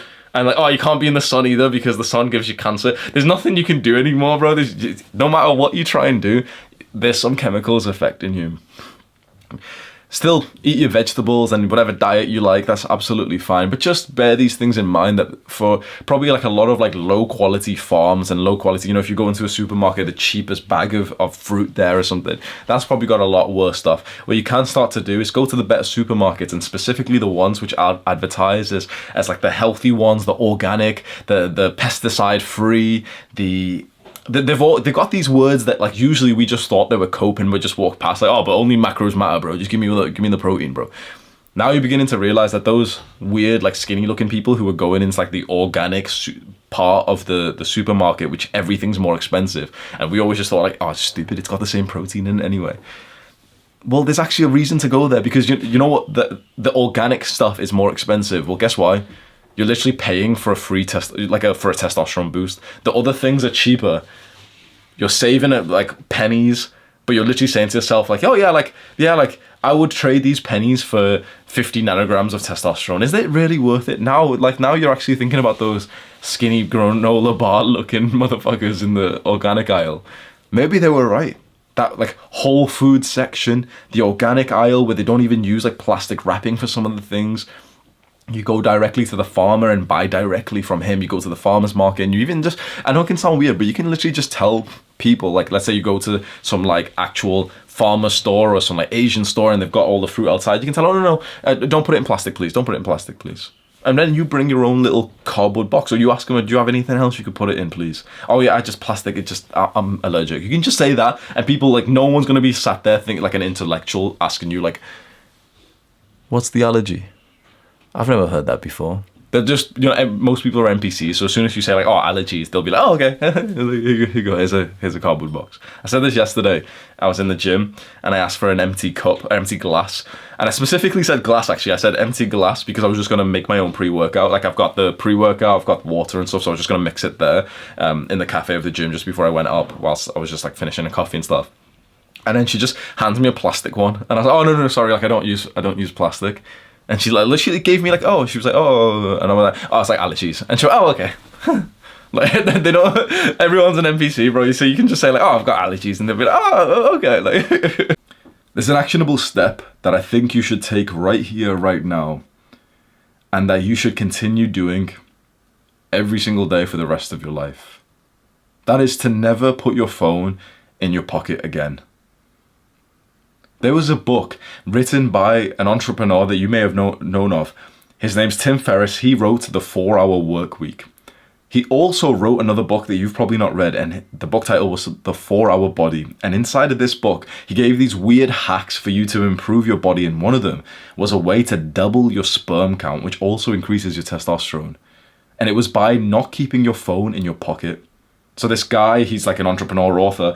He ended up finding that he had like pretty bad sperm, and he has multiple tests. He tries to change his lifestyle, but nothing really works. Then he eventually sees some papers that show that the phone radiation can cause testicular cancer. So he tries that. Instead of keeping his phone in his pocket, he gets like one of those runners, like the armband that runners sometimes use, and they keep their phone in there. He starts just keeping his phone in there. Testosterone and sperm instantly shoot up. This book he published, I believe it was over 10 years ago. I read it years ago and I thought, whatever, that, that's not that important. I doubt it anyway, like, because I've heard that phone radiation, EMFs, 4G, 5G, I've heard those things are completely fine. Did you remember maybe a few years ago there was loads of people talking about whether or not 4G or 5G was unhealthy, like the cellular service of 5G that came out, and there was a debate and people were saying, oh yeah, it is unhealthy. Some people were saying, no, it's absolutely fine, look at the data and stuff. This guy who published this book 10 years ago, I believe more than 10 years, he was absolutely right. And only now some scientists are actually beginning to talk about this.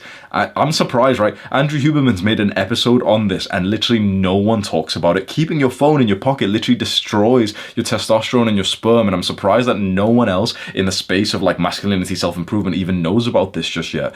I'll link it below just so it's based on his credibility and not mine, as I'm not a scientist or anything, but I'm just listening to what more intelligent, educated guys are saying. And now, because usually these types of researchers and scientists, they're usually quite modest, aren't they? They usually would say like, oh yeah, this paper kind of shows like something like this, but we need more research. But when there's a scientist that a lot of people like, Andrew Huberman, he's very credible, when he's literally made this video saying that he doesn't keep his phone in his pocket, and he never will. He keeps his phone switched off for most of the time because of the fear of the radiation that comes from it. And then here's us. But I literally thought this today. I hope she's not watching this video. But a girl that I dated, she used to keep her phone underneath her pillow at night time. She was probably cheating or something, right? Like, you know, obviously I'd sleep next to her. And she used to literally keep her phone underneath the pillow, bro. The amount of radiation she must have got, she must have lost so many brain cells. But yeah, like your phone, Wi-Fi, Bluetooth, 4G, 5G, the cellular service, these emit like, you know, little radio frequencies that actually harm your health. It's been a debate for the last like decade or so, and everyone's on either side saying that, oh yeah, it's really unhealthy, we need to get away from the 5G towers and everything. And then all the like the smart guys saying like, no, look, the radiation's only 0.12%, and you know, it can be okay. The thing is, I don't think humans or animals are supposed to have any kind of radio frequency coming. If you imagine the caveman times, there was no satellite dishes in the sky back then. There was no Wi-Fi or 4G. So we didn't know. These are modern inventions for the last 100 years. And we're seeing huge spikes of testicular cancer, of infertility. And this is probably a part of it. Well, it's not probably, like, we have the research now. It is a part of it. So this is such an easy, like, quick, practical step that you can start today, but you probably do have some limiting beliefs. What are they? First question you're asking is, if I don't keep my phone in my pocket, where do I keep it? Personally, this is exactly what I do. I just hold my phone like this. Like, literally, wherever I am, my phone's just like this. Like, so if I'm walking somewhere, I'll demonstrate walking for you. Like, I'm just holding my phone like this. If I'm in the gym, I'm still holding my phone like this, but then when I'm actually doing the set, I'll put it down on the bench or on the floor underneath me, or on like the little seat there, or on the side somewhere there. To be honest, I only really go to the gym, so if I'm in the car or something, then what I'll do is I won't put it. I saw a friend, so I went for a hike. This is a side note, but bro, I went for a hike a few weeks ago, and my friend who was driving, I saw him grab his phone and he literally put it like between his legs, like just over his balls, like, you know, he had the map on or something. And I literally, like, without even being weird or gay, I reached between his lap, grabbed his phone and put it to the side. I was like, you shouldn't keep it there. And we just looked at each other like it was fucking weird, that it was just inappropriate that I just like grabbed his phone between his crotch. But genuinely, that is actually a big risk for you. If you want to have children, if you just want to have healthy sperm, if you want to have healthy testosterone levels, I don't think it's wise to keep this like modern technology right there an inch away. Because really visualize this, right? Imagine if you put your phone in your pocket right now. Think about genuinely how close it is to your balls. 1 inch? With that thin piece of fabric in between. I had read, and I'm not sure how accurate this is, but that the radio frequencies, imagine like, you know, what the issue is, that actually drops off exponentially because it spreads through distance. So what this means is your phone being literally 1 or 2 inches away from your balls is harmful because it's so close. But all you have to do is just move it a few inches away, and that will actually mean that it's exponentially less harmful, because the kind of radiation frequency kind of thing, that kind of like disperses because there's a bit of distance. So don't keep it. Like, when we say it like this, does it seem smart to keep a piece of technology that emits some kind of radio frequency that connects to the internet and Bluetooth and cellular service 1 centimeter away from your testicles? Does that really seem smart? Now that I've asked you like this, it probably doesn't, right? So the easiest thing is literally just hold your phone like this. And I thought to myself, what if someone says, oh no, but like I live in a rough area and I might get robbed? Bro, if you live in that kind of area where you might get robbed if you're holding your phone, you would have gotten robbed if it was in your pocket anyway. It's not like there's a robber there who was going to rob you and he's like, oh yes, it's not in his pocket. Because if it was in his pocket, I wouldn't have. And then, you know, he sees you just like put it in and he's like, oh man, I've got to go find another guy now who doesn't have his phone in his pocket. Like, if you live in that kind of place where like you're seen as a target because you're holding your phone, you'll probably get robbed if it was in your pocket too. And if anything, bro, if you're holding it, it's probably harder to steal. Like, at that point, it's like, okay, This is a weird example we dive in deep to, but at that point you'd actually get like full on like assaulted, robbed, for them to snatch it from your fingers. But if you're holding your phone, it's probably harder for someone to take it from your hand than it is for someone to take it from your pocket. Pickpocketers are very common in a lot of countries. For someone to take it from your hand when you've already got like a grip on it, that's like a full-on confrontation where he's pulling it, you're pulling it. At that point, it's like it's a PvP-enabled society you're living in, and you've got less worries than like, oh man, it might be logistically easier for them to take my phone off me if I'm holding it and I've got a weak hand grip. The second thing then you might say is, well,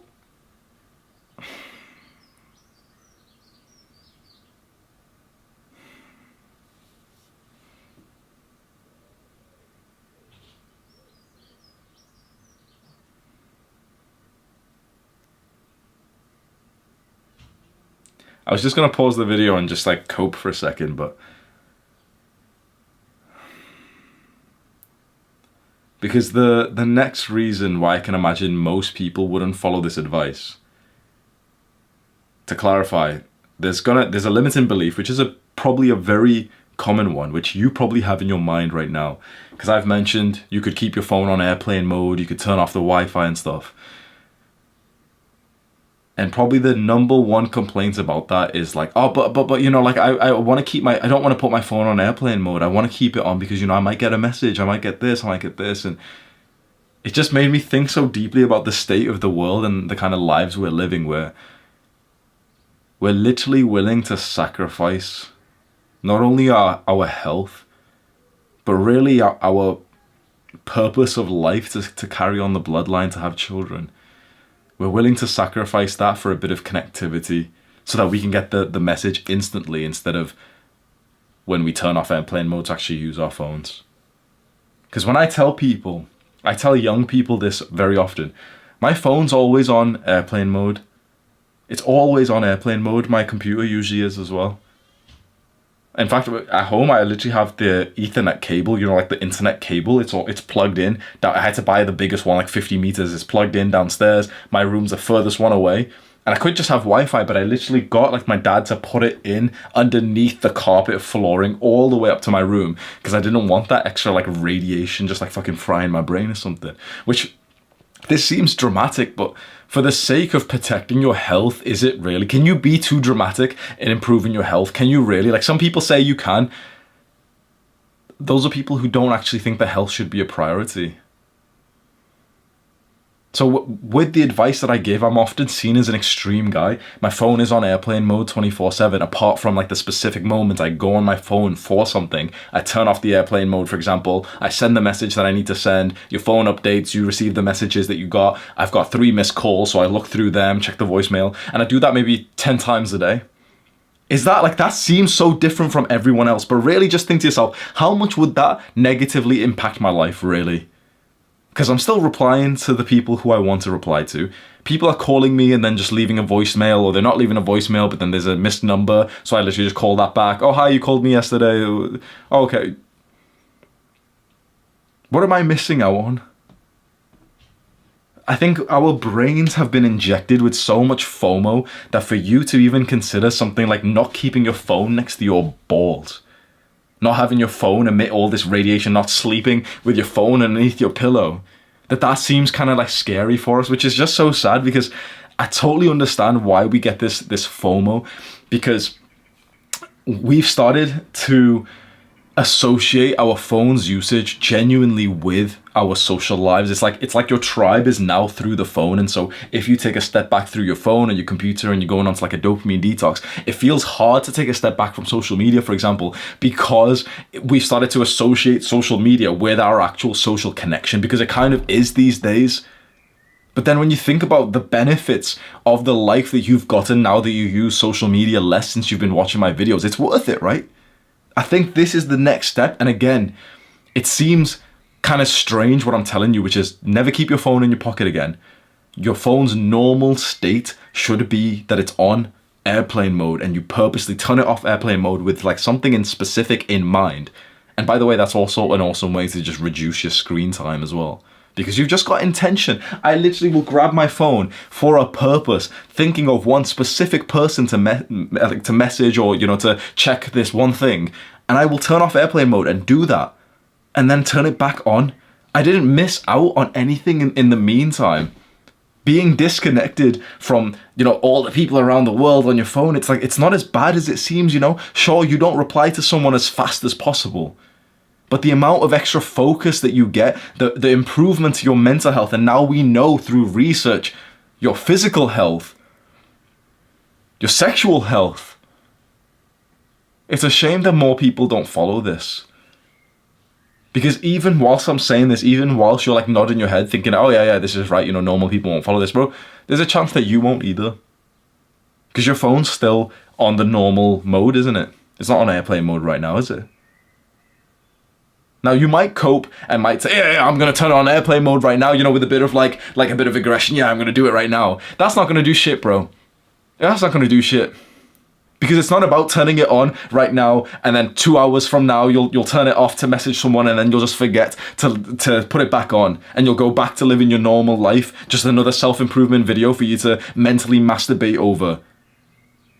If you want to make real changes to your life, which is what I want from you, otherwise these videos, and like, my breath is wasted. You know how much my voice fucking hurt, like my throat hurts after I record for like 2 hours straight for these videos. All for you to just like not even actually use the advice. So I'm not saying with a level of bravado and confidence, put your phone on airplane mode right now and be like, yeah, I'm taking action right now. But I want you to just sit and think deeply to yourself. Do you want to live the life of modern normal people? You don't, right?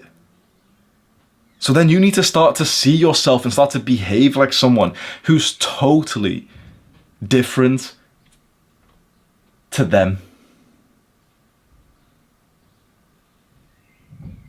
And you need to be okay with that, because you need to understand there's trade-offs for everything. And so there seems to be a downside with following some of my advice, with detaching away from the Jeffries, with keeping your phone on airplane mode. That means that, if someone messages you, you don't see it straight away. That seems like a bad thing. There's like something you're sacrificing. But what you're gaining is way more productivity. You're gaining more focus in your business, in your work. You want to grow a YouTube channel. You're not getting distracted by these random people, this fucking Discord group chat of your old friends who you don't even like, but you just can't seem to not reply to them. So every now and then you still hop on a game with them. Like, what are you losing if you detach away from that? From your phone a little bit more. When was the last time, and don't bullshit yourself, when was the last time you actually left your house without your phone? It's actually a freeing experience. You could try that as a weird actionable step, which is somewhat related to this video. Just leave your phone, like straight away. What are you fearing now? You're probably thinking, oh yeah, that sounds like a good idea. But what about this? What if there's an emergency and someone messages me and they choose to message me instead of the emergency services? What if there's this? What if someone calls me? It's like you're starting to bullshit yourself. And the truth is, these aren't actually your thoughts. These are the thoughts that have been implanted into your mind by these companies that profit from your fear of missing out. That could be an interesting actionable step for the real 1%ers amongst us who actually take action. Keep your phone inside, take your house key, and just go for a walk with nothing to distract you, nothing to strip your presence away. No earphones. Oh yeah, but I'm just going to listen to an audiobook. Like, just be present with one thing at once, man. And never, ever put your phone in your pocket again. It's not that hard to follow this rule. Literally, wherever you go, just hold your phone like this. That's it. Just hold it like this. It's not difficult. Or just keep it in like a backpack, or just get a purse at this point, bro. There's 3 lifestyle factors that are affecting your fertility. There's actually 4. The first one was just keeping your phone near your balls. But there's 3 which are actually quite big. We need to discuss these because I mentioned before the endocrine disruptors, and I have the full video on those on my channel, which is that Increased Testosterone Naturally one. And those things are quite clickbait. Like, they're really exciting. It's so exciting for me to tell you, yeah, plastics are lowering your testosterone. Everyone's talking about this stuff, and that's quite nice to hear. And so, if you get the metal water bottle, you'll be safe. Like, those things are awesome, but the truth is, switching from a plastic water bottle to a metal one isn't gonna do shit if you're fat or if you're underweight. or if you smoke, if you vape, if you smoke weed, it's like, if you do those things, changing your water bottle, or all these other like little micro things that you can start to implement, they're probably not gonna, like, you're not gonna feel any difference. So there's a few things we need to go over, and it actually does seem that the leading reason why sperm counts are so messed up these days is just obesity. It's just body fat percentage, because of the amount of guys who are just fat, just simply fat. Now we could go to a whole reason, I'll summarize this, because everyone else online is too scared to say why people are fat these days, and every little fitness YouTuber says, yep, it's calories in, it's calories out, and every guy who's trying to sell you a program says, yeah, it's because they're not following this diet. I'm gonna give you the one true reason why everyone's becoming so fat and unhealthy these days. It's just education. It's just knowledge. It's as simple as that. It's just knowledge. Because how many classes did you go through on diet or nutrition in high school? Zero. You exercised for 1 hour a week or 45 minutes a week. That's what we had, 45 minutes of exercise a week. What did that teach us as children? For 1 hour of exercise per week is what, like, the school was getting us to do. The school sold unhealthy food. Literally all of it was unhealthy, apart from like the dead ass salads that they'd sell, which no one even wanted. Through our 18 years of being in the education system, there was 0 classes on nutrition. There is one class on nutrition that you can take online for free. It's a YouTube video. It's one that I recommend to a lot of people. If you've not watched it, it will take 1.5 hours to watch. I promise you, it is deeply, deeply, deeply interesting. It's enjoyable to watch, even though it seems like a little bit old or whatever. And it will I can remember the point of my life changing after I watched this one lecture on nutrition. The lecture you can go find online, I'll even link it below. It's titled Fat Chance Fructose 2.0. It's a lecture on nutrition, which is kind of like the education we never got. And once you're equipped with this education and you start to actually understand what food is actually doing to you, it's so easy to make the positive choices. I promise you right here, right now, I binge ate for most of my life. I was one of those people who had no willpower when it came to my diet. I watched this one lecture, and since then I have not binge ate even one time. It's like the education, the knowledge in my brain just suddenly made things make sense, and I realized why I had these intense cravings for sugar, and it was gone. It gave me an enemy to hate on, which was sugar and the companies that pump that shit full in our foods, and also the doctors who don't even advise like their patients, like my mother, on these things. I still remember this one day when my mom came home from like a GP appointment with like a sad look on her face, saying like, oh, the doctor's told me like I've got like too high cholesterol, so he's told me to go for like the low fat alternatives. And she had been to the shops as well, and she's got like low fat yogurt and stuff, and I'm literally like, I didn't even have to look, but I still looked. Bro, what the fuck do you think low fat means, by the way? If it's like, let's do a little Q&A. If something says low fat on the packaging, what does it mean? Because low fat, reducing the fat of a food, makes it taste disgusting. Naturally, because fat is actually, like, when you think about the primal days, fat was where we got a lot of our taste from. If you take the fat, like these modern companies, they take the fat away inside of these products. If you imagine like the low fat alternatives of crisp packets, of chocolate, of butter, of yogurt and milk and everything, right? They'll take the fat away and it tastes bad. And so what do they put instead? I'll give you one guess. What do they put? What do these companies put, which is cheap and addictive and tasty, inside of the food that they strip the fat away? They put in sugar. They put sugar in. Sugar is the cause of the massive rise of obesity. Not this calories in, calories out, because that's just bullshit. That's so stupid to talk about. We need to be asking people why they're eating more calories. Just saying, yep, calories in, calories out. It's like you've tried to tell people to, like, we as a species, as like a big movement of healthy people, have been trying to talk about calories in, calories out, eat less and move more for the last decades. That advice has been going around and it hasn't done anything. So the next time you see some dumbass fitness YouTuber, just remind yourself that he literally doesn't know shit. Even if he's got some professional like little backing qualification, he's done a personal training degree or some personal training course, like 6-week online course, and he thinks he's qualified, bro. And all these fucking dumbasses just talking about, yeah, calories in, calories out. It's not that simple. If it was, you tell someone eat less and they would, problem solved. We need to be asking a slightly, like, you know, like a double-digit brain IQ, like a double-digit brain cell question. Why are people eating too many calories? Why are people eating more calories now than they used to 100 years ago? What's causing people to feel these cravings? What's causing people to reduce their willpower? What's causing people to get even hungrier? What's causing the addiction of poor quality food, which lacks nutrition, that people are eating? Well, all of these things became problems. Maybe about 80 years ago, you started to see every like health problem just start to skyrocket. Sometime in like the 40s, 50s, 60s, every health problem, cardiovascular disease and obesity and all these ones just start to skyrocket from that point. And what do you think became so prevalent inside of our societies, inside of the supermarkets? Well, what started to be pumped inside of everything, inside of ketchup, inside of like all the sauces you use, and every like meal that you get in a restaurant these days has got like 30 grams of sugar. You know, milk has more, like about the same amount of sugar. Like a glass of milk has about the same amount of sugar as Coca-Cola.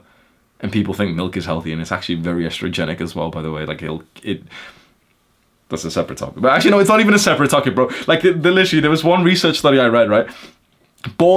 Little boys who were given milk inside of primary school. I mentioned this in my last video, but I didn't know that, had heard of the study. Little boys who were given a glass of milk, they literally had their urine tested an hour later, and they had like the estrogenic substance inside of their urine, and they ended up having lower testosterone after that, just from milk.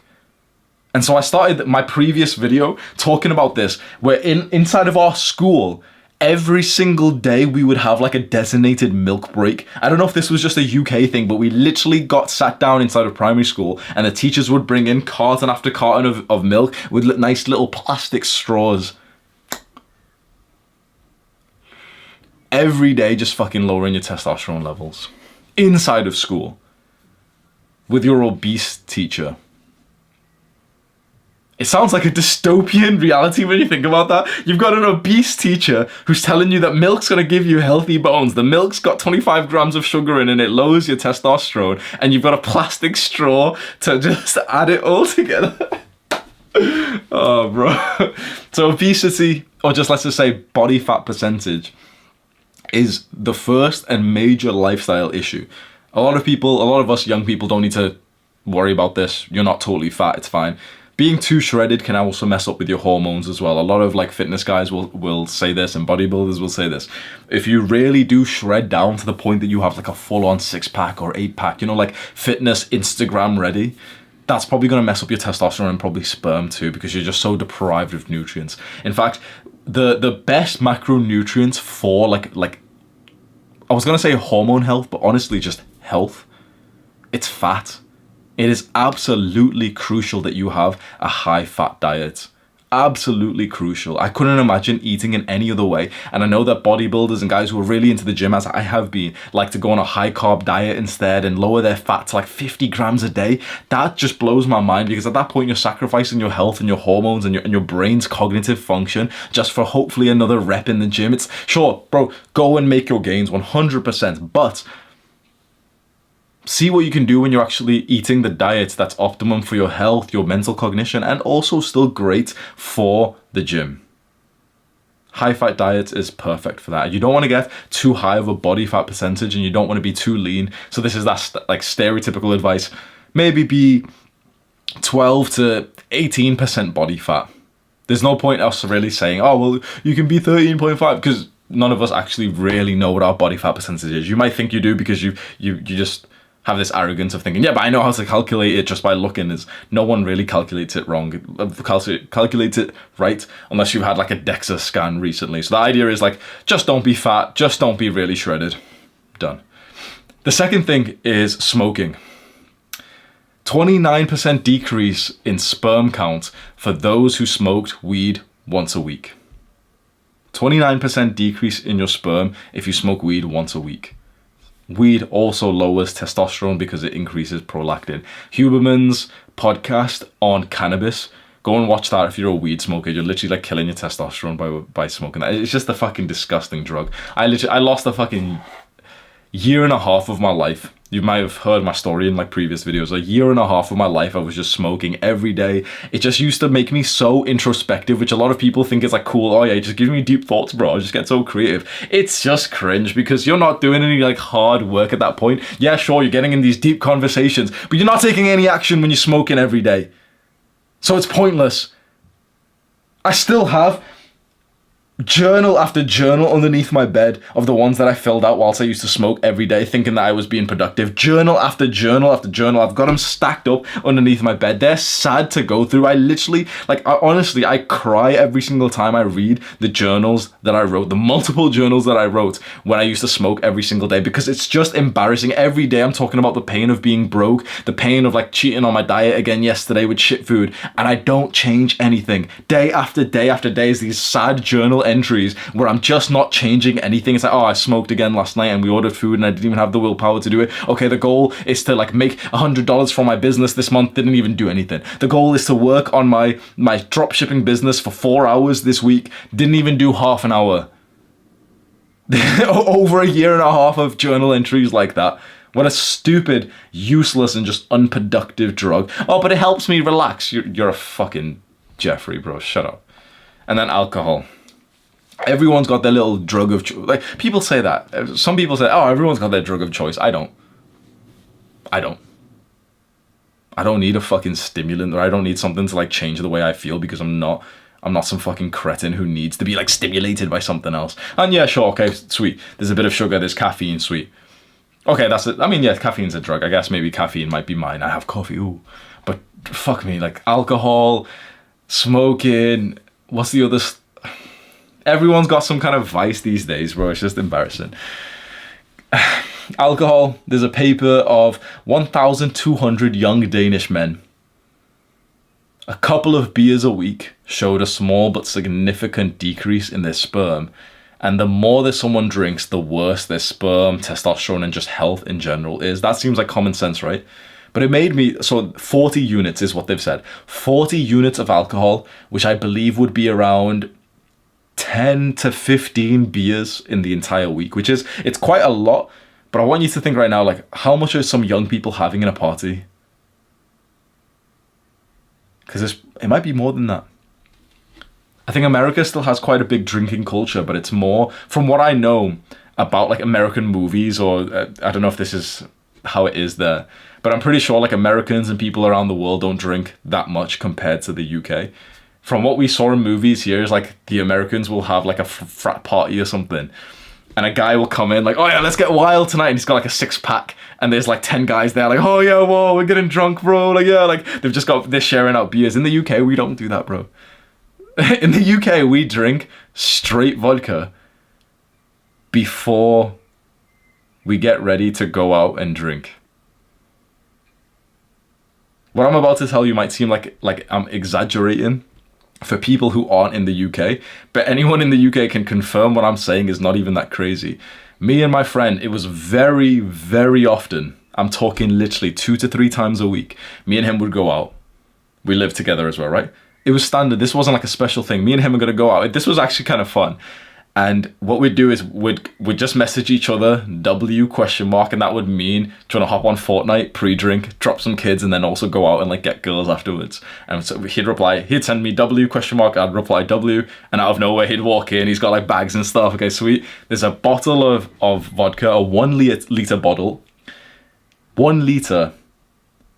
We would finish that between us, about half a liter of vodka each, before we would go out and drink. Once we'd go out, we'd get, honestly, at least 5 drinks, but more like 10. And we did that at least twice a week for over 3 years, 4 years. So it might be not far from like 3/4 of a liter of vodka that I was having twice a week. Which someone nerd can say, oh, well, actually, you'd die if you had that much. Bro, if you think, oh, you'd die if you had that much, you've never met British university students, because that's actually absolutely normal. Not to mention the fact that we all really like the smell of our keys. Well and truly disgusting, degenerate. Now that I've experienced it, if you're watching this and you've never really experienced that stuff, the party vibe and smoking and taking drugs, and you've been thinking, are you missing out at all? Having experienced a lot of it now, I'd certainly say you could go and experience go to a party, go maybe to a night out if you want to, but don't revolve your life around it. You see, for a lot of people, and myself included when I was in university, our lives revolved around just taking substances. Our relationship revolved around taking substances. And you think that these guys are awesome, they're my best friends and we're going to go out with my friends. And girls always say this, yeah, but I just want to go out and dance with my friends. It's they're not your friends. No one in that environment will believe me just yet, because they seem like friends. You're going out, this is if I had to describe it to you, right? When you go out with your drinking friends and your buddies, you're literally putting your arms around each other, you're laughing, you're bursting out laughing till you've got tears on your face, you've got inside jokes, you get there and you actually feel confident enough to dance in front of people. You're feeling good. There's another person there that you saw last week and they ask for a picture with you, you take a picture. There's a girl that you saw last time and you go and speak to her again, you're flirting a little bit. Then there's another girl there, then another girl there, and you go up to her and you end up dancing with her and she starts twerking on you and everyone's all your friends are watching, they're recording you and stuff, and it's really, really fun. And then you realize that all these people are brain dead, that all these people are actually stupid, low intelligence. You realize that these people don't actually care about you. They would not come to save you, to help you. It seems like they would when you've got these people around you and they're hugging you, saying, oh, I love you so much, oh yeah, New Year, boys, oh, let's smash, oh, all this shit. They're saying this, the girls are there, oh, I love you, girls, all this shit. It seems like you're all friends. I'm telling you, if there's anyone who's watching this thinking, oh, but we are friends, here's an experiment. Take the substance away. Take the substance away. So if you're watching this and you've been feeling like you're missing out, and you see pictures of people who have been going out to parties together and they look like they've got the social life that you've wanted, trust me when I say, my message to them is take the substance away and see what happens. Tell those people, if you think you're part of this big group and yeah, we all love each other, they're all my good friends, tell them you're not going out anymore and see how quickly you stop just seeing them in general. Tell them you're not going to drink anymore and see how fast they will pressure you to drink. Tell them you're not going to take drugs anymore and see how weird they'll look at you. See how quickly they'll start doing things by themselves, more drugs, more partying without you. It was never real friendship. It was addiction. Men like us who are on self-improvement, we don't fit in that environment because we're actually going somewhere. And this is coming from someone who was deeply in that environment, so I know what it's like.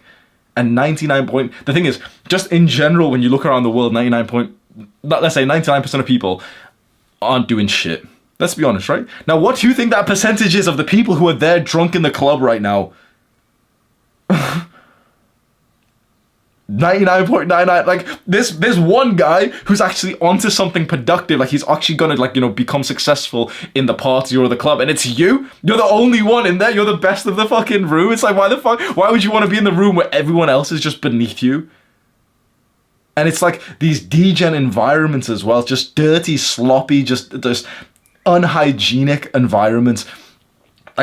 So I like First Man's vibe with this, where he said you get to a point where you're just too old for this shit and it's just fucking cringe to imagine the clubs that we went to, which have got sticky floors, it's £1 drinks, it's questionable alcohol in there, there's sloppy guys bumping into you and then they're looking at you weird, and every 3 months you have to fucking drop someone, or you have to push people away and one of your friends gets into a fight.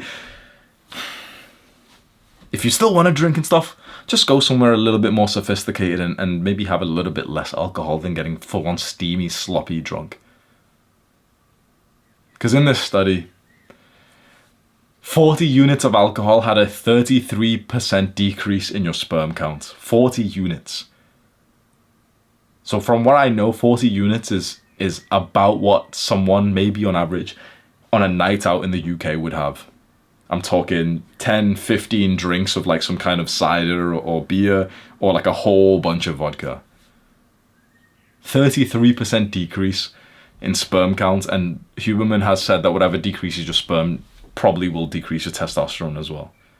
And we know that it's alcohol. It decreases your alcohol makes 100% of your life, like all your health, just worse. And there's the dumbasses who say, oh, but red wine's actually healthy for you. Bro, just shut up. Fucking hell. People love to cope, don't they?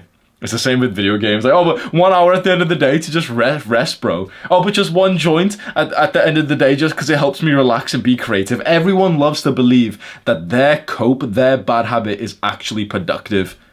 Everyone loves it. And guess what? You're the same. Because there's a bad habit that you love to do that you still cope and say that it's a good thing. What's mine? What is a bad habit that I cope and say like, oh, it's actually kind of good for me, you know? Probably like treats, man, honestly. Sugar every now and then. It's not often, it's not in my normal day, but it's like, okay, my girl will bake for me. She'll bake me cakes and croissants, and it tastes fucking delicious. And so usually I'm like, oh, but you know, it's just one treat at the end of the hard week. Like, it helps me relax, bro. Like, yeah, maybe that's my cope, bro. Everyone's got one, and maybe mine is just almond croissants. So there's an actionable step you can do right now to aid your learning. You've probably heard that one of the best ways to learn is to recap what you've learned and to test yourself on it. This is why all schools, all education systems get you to like take regular tests. So there's one thing you can do right now if you want to aid your learning. Write as a comment below this video the most important things that you've learned so far. Write that as a comment. It will aid your learning, and truthfully, it'll just help me with the YouTube algorithm because you'll get another comment on this video, which means that more people will end up seeing this video and it helping them. So it's a win-win for both of us. Go and write that as a comment right now. Just what you've learned from this video so far, which might be nice because when you come back in the future to recap this video, you'll see your own comment there with all the likes, and you'll be able to like just see, oh yeah, what did you learn at this point so far? So I want to talk now about a vision for us, because I've mentioned in this video that we actually have a new mission. If you've been around my channel for a while, you know, like we like to get a little bit over dramatic with things. And I don't even think this is over dramatic, but I like to actually just lead. To do something more than just me making a basic ass self-improvement video hoping to get some views to line my own bank account. I'm too extreme for that, and you are too. We're young, ambitious men full of energy and competitiveness. So why don't we just set an ambitious goal for this instead of us just thinking like, oh yeah, you know, there's a few things I can do to change my, you know, my fertility, my sperm count. You've realized just how important this topic is of fertility and how it gets even more. Now, this is on the basis, like, I am only completely, like, new to this topic myself, but I'm, like, as I learn more and more every single day, I want to come in and share it with you because I'm realizing how deeply important this is. This is not only your own sperm, your own testosterone, but it's everyone's, and it's particularly our children's sperm testosterone. Because I just want to recap a study that I mentioned in a previous video. These researchers, they infected the water of some fish with some of the endocrine disruptors that we spoke about. And to these fish that they infected with like the chemicals that we have in our modern day, not much really happened. They didn't see that much happen. But it was when those fish had children, some of those children's genitals were deformed. And not as many like fish had as many like children as they thought would have happened on average. So some of the original group were infertile, and so some had children, right? So let's say there's 10 original fish. On average, there probably would have been 8 children, or maybe even 10 children or 12 children, but there was actually only 7, which is a bit lower, okay, whatever. And one of them had like a weird penis, which can seem a little bit funny, but like really think about this in like an realistic example, bro. Genuinely imagine if your future son had like genuinely like a fucked up deformed penis. It would actually be fucking traumatizing, wouldn't it? That's exactly what's happening. Of these 7, they go and have children. but there's only 4. And of these 4, 2 of them have got weird genitals. One of them hasn't even grown to like past puberty for some reason. Hormones are all fucked up, and of these 4, they have one fish, one child. Extinct in 4 generations. And those researchers only infected the first generation. After the first generation, they put them all into clean water after that. So this generation down here that was still infected, but they lived their entire lives in clean water. What this means, and I will get like actual specialists, and I want to get Dr. Swan. She's the one who did that research which showed, you know, the testosterone going down by not 1% but 2.64% per year. What this means is that the things that are affecting you right now, the chemicals, the radiation, the frequency waves, all this like weird modern day stuff that's ruining your hormone and your sexual health, it's bad enough for you. You've already like complained about testosterone and everything, right? It will be exponentially worse for your children if you can even have any. And I still think you don't even can't even comprehend what that experience would be like if you couldn't have children. I don't think there's any guy who can actually like really visualize what that would be like up until you start getting your eyes open to it, which would be such a fucking dread. Like, imagine if there was genuinely no way for you to have your own child, and you'd start to consider like adopting or something, but you've got that weird thing inside of you which it's just this primal thing of like wanting your own child, and you genuinely can't, but your woman could.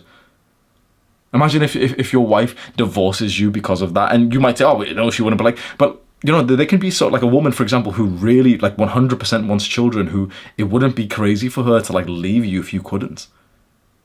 Now, there's way better treatments these days.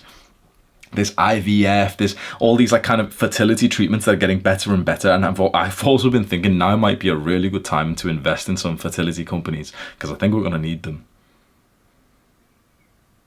But if we don't actually want the human race to go extinct in 2 generations, because that's what it seems to me, like, I don't know if I'm being dramatic, I see the humans extinct in 2 generations. That's exactly what the pattern is showing us, not only with fertility but also just the population collapse in general, with just not having children. And then there's extra problems at the top of that. There's the AI revolution and all this shit. It's like,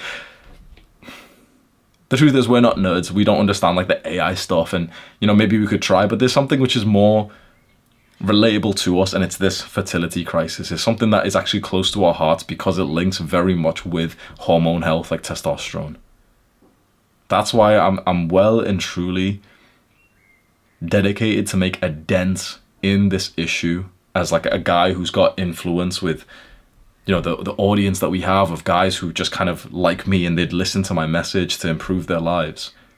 That we could probably reverse a big part of the problem, as hundreds of thousands of men around the world. I've just asked the leading researcher in this space to tell us what to do. Because all the researchers in this space have, like Dr. Swan, she's the one who has wrote a book on this. The book is called Countdown by Dr. Swan. And she's done some, you know, the research which shows the dropping sperm count and everything.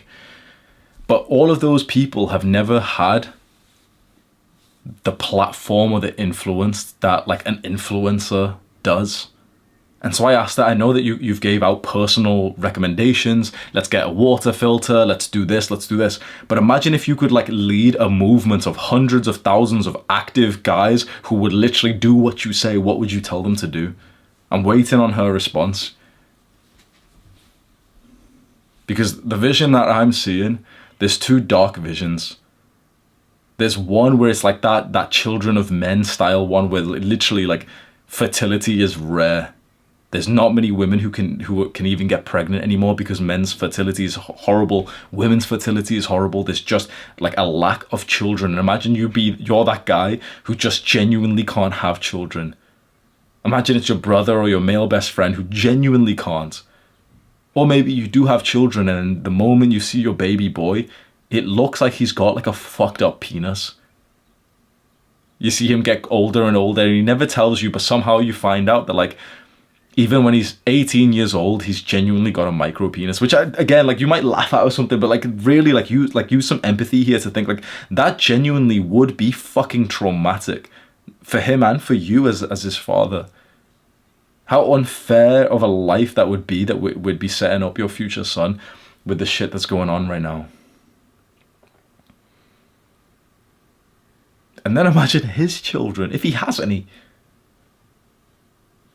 Or I can imagine, like, completely different reality, a different vision, where we as a movement, we make a dent in this problem. We start to do our own research. We start to we listen to, like, some of these, like, really intelligent people. They tell us ideas, and we, for example, completely stop supporting the companies who are causing a part of this problem. And we put pressure on the companies that we like to even make more because a lot of this comes down to companies, they're all just, like, leaking their chemicals. A lot of companies, for example, are making clothes which actually will lower your fertility because it's all polyester. So imagine if 50,000 of us sent an email or a review of a particular brand. I won't say any brands' names because we literally could fucking cause, like, a dent here. But if exactly, like, there's some brands that probably a lot of us wear, which make gym clothing, for example, and they'll make polyester shorts, and they only have polyester shorts which will be estrogenic.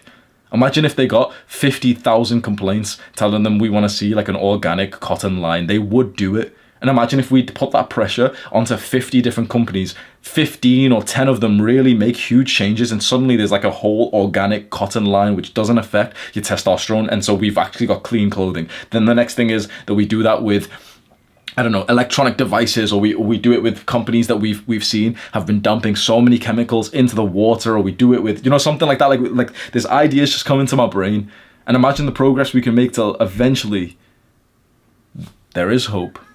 We do become as fertile as we need to be. And I think it would be the most beautiful, most purposeful experience of your life is not just having children, but having grandchildren. I bet you haven't thought that far in the future just yet. Maybe children you've thought, but I think having grandchildren, I think that's the point where you really become masculine. Because at that point, you're not just the leader, you're the leader of leaders. That's level 5 leadership, when you lead the leader, when you're the grandfather. That might be 30 years from now. But what a beautiful experience that would be. And I would really hope that none of us go through the experience of not being able to have that because of some bullshit that's in our environment. I don't believe that this is like a solo journey, because the more of us that we get aware and taking action on the fertility crisis, on it, getting rid of the harmful things inside of our households, not buying products that are bad for your fertility, the more of us that do that, the easier it becomes for all of us. So it's not just a solo game anymore. It's co-op.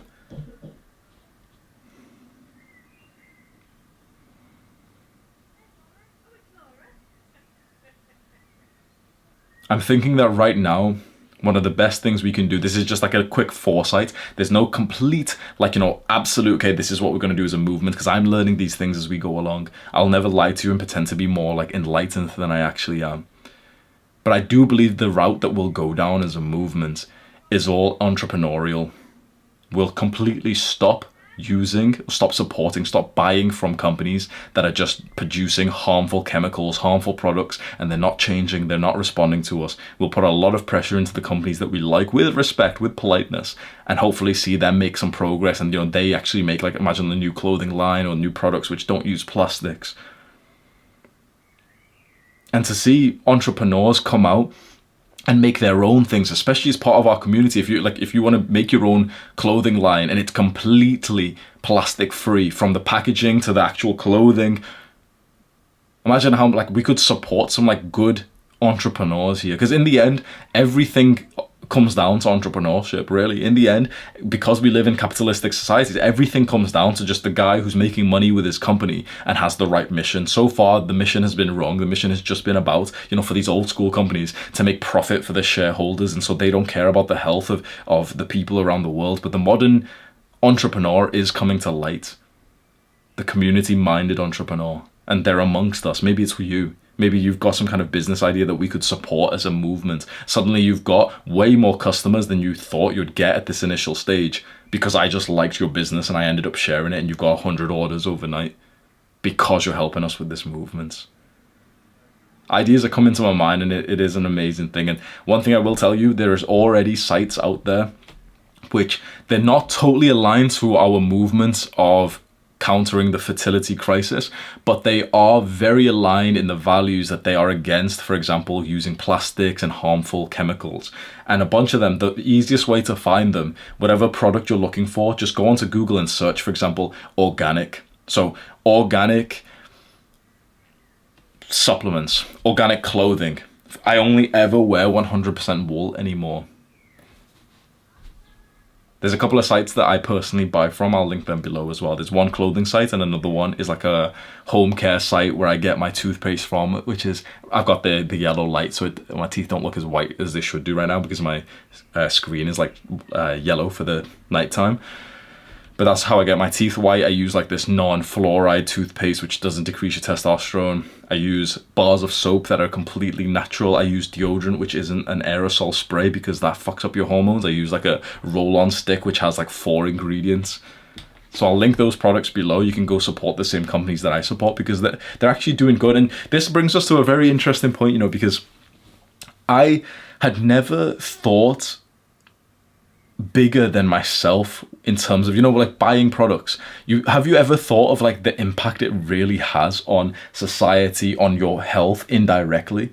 Because when you buy a product from a company that doesn't give a shit about you, from a company that doesn't have good values, from a company whose value is like, oh yeah, get our shareholders profit or some shit, and you buy it from like, so like on Amazon, you just buy the product there from some random seller that you don't even know. Well, you're actually strengthening that company to dominate even more. If that company is one that's producing stuff in plastic, you're helping the enemy. Whereas there's actually companies out there right now that are actually doing some great work that use no plastic in the thing. They use like renewable energy sources, like they're not totally aligned. We're doing this for testosterone. They're doing it because of like climate change. So there's a bit of a difference, but we meet in the middle in the sense that like, yeah, we don't like plastics.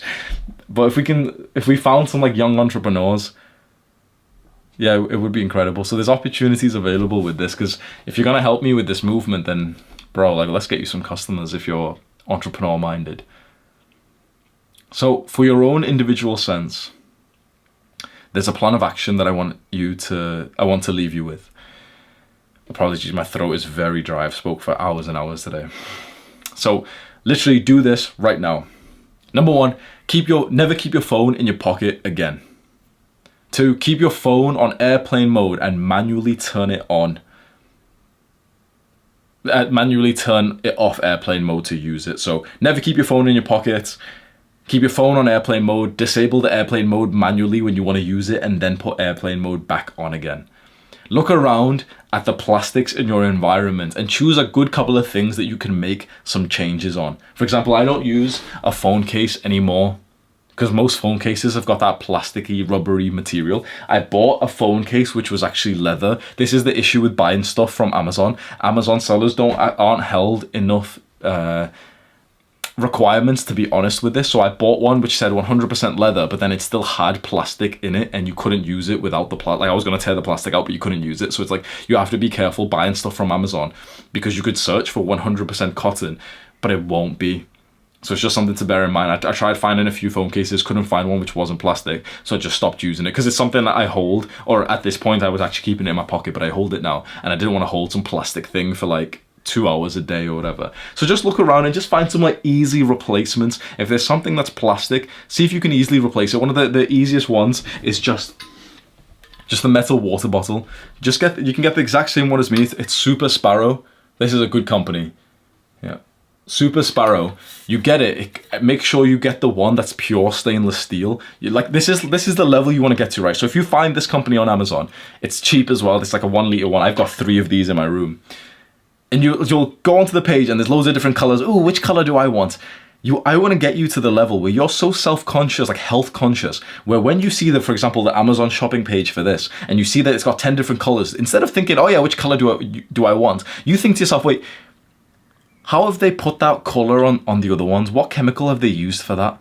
Because I did, and I saw that it had some other some other material for the colored ones, and I was like, fuck it, like why do I need some extra material, some chemical process to like dye it to a different color? I just got the plain stainless steel one. And then it comes with like a straw, like one of those like little sippy cup straw, plastic. So I just fucking put that away. It comes even with like this polyester style sleeve, like with this arm wrap thing that you can attach it to your bag. I fully took that off as well. So it comes up with two types of tops. This is like look, this is a pure metal one. It's just got like a bit of wood there as well. So it's a fantastic product. It costs like $10.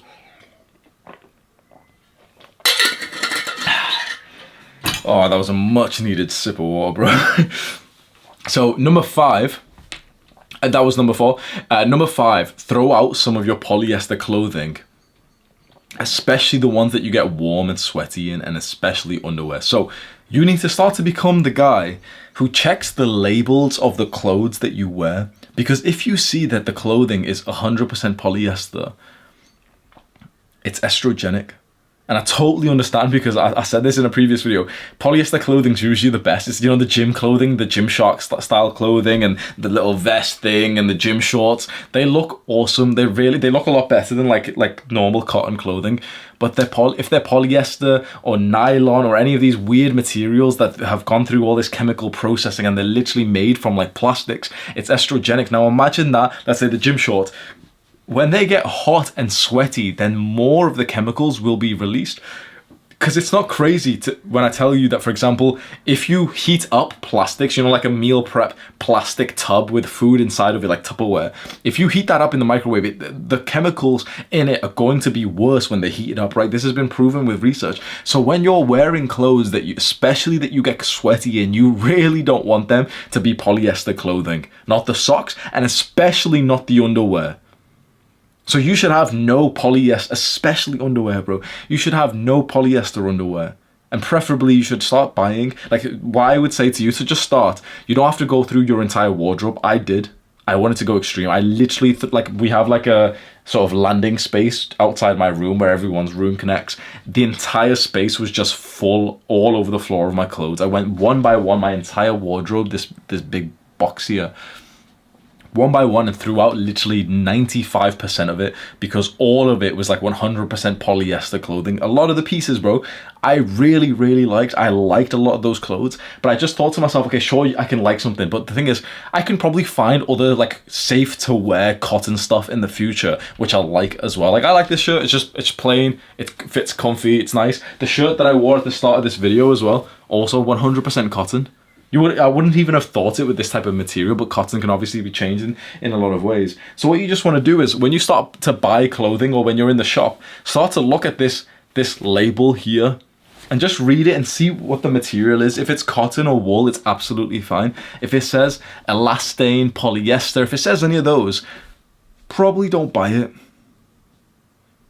Choose right now. Maybe there's a few things in your wardrobe that you could just think you don't even use them. It's a very plasticky feel. Why don't you just get rid of a couple of things? And then for the 6 points, start buying some 100% cotton clothes. So one of the links that I'll put in the description, I believe they're a UK only company. But you can literally just go to the same company that I buy these shirts from, and I buy like underwear and some other stuff from them. And literally just buy some of the 100% cotton. And in fact, I'll link the one where I got this shirt if you're interested from. This is the one I wore at the start. It's kind of like what Andrew Huberman wears. And it's like a gym shop, which is mostly 100% cotton, and so you can go and have a look. This shirt specifically is 97% cotton, 3% elastane, so not 100% perfect, but like I think 3% we can take the L on.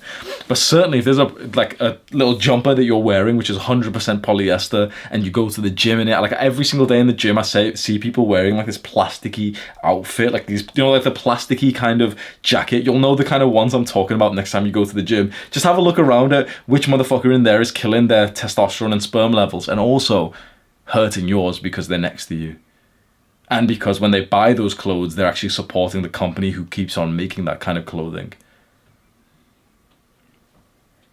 Support a company that makes a nice 100% cotton clothing, and maybe go buy one piece right now just to kind of, you know, start this process of being the kind of guy who does this. You don't have to jump straight in, and you don't have to throw away your entire wardrobe like I did, but if you want to see real results fast, then you can consider doing that. Number 7, and this one's gonna hurt.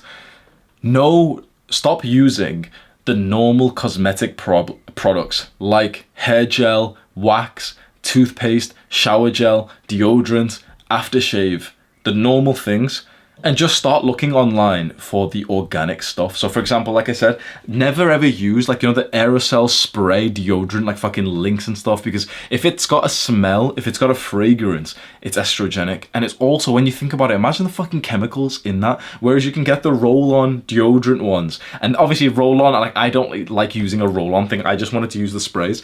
But when you're spraying something, you've got to think of how much fucking chemically shit is in that, compared to when you get a roll-on stick. A lot of them can have like the organic stuff you can go find online with the website I'll link below. A lot of them literally can have like 5, 6, 7 ingredients, and it's all natural stuff. It's like lemongrass. It's like, it's pretty good to put that on, and it doesn't have like a particular massive smell that you can smell like a fucking year 7 changing room in the PE room or something.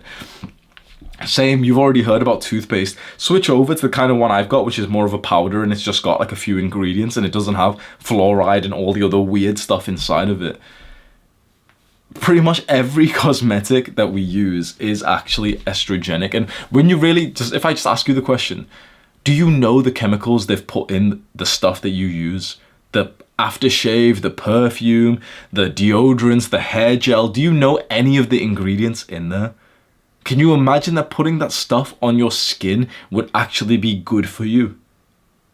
There's a reason why it kind of feels slightly uncomfortable to put all that stuff in your skin. Like, you kind of feel this, right? I'm not the only one, that when you put on these types of cosmetics on your skin and you lather them on, or you spray the deodorant, or you put the hairspray, it feels kind of uncomfortable to do that, right? It feels kind of cold and sticky and weird, but you just kind of do it anyway because we're also self-conscious of how we look, and so we just want to look good and everything.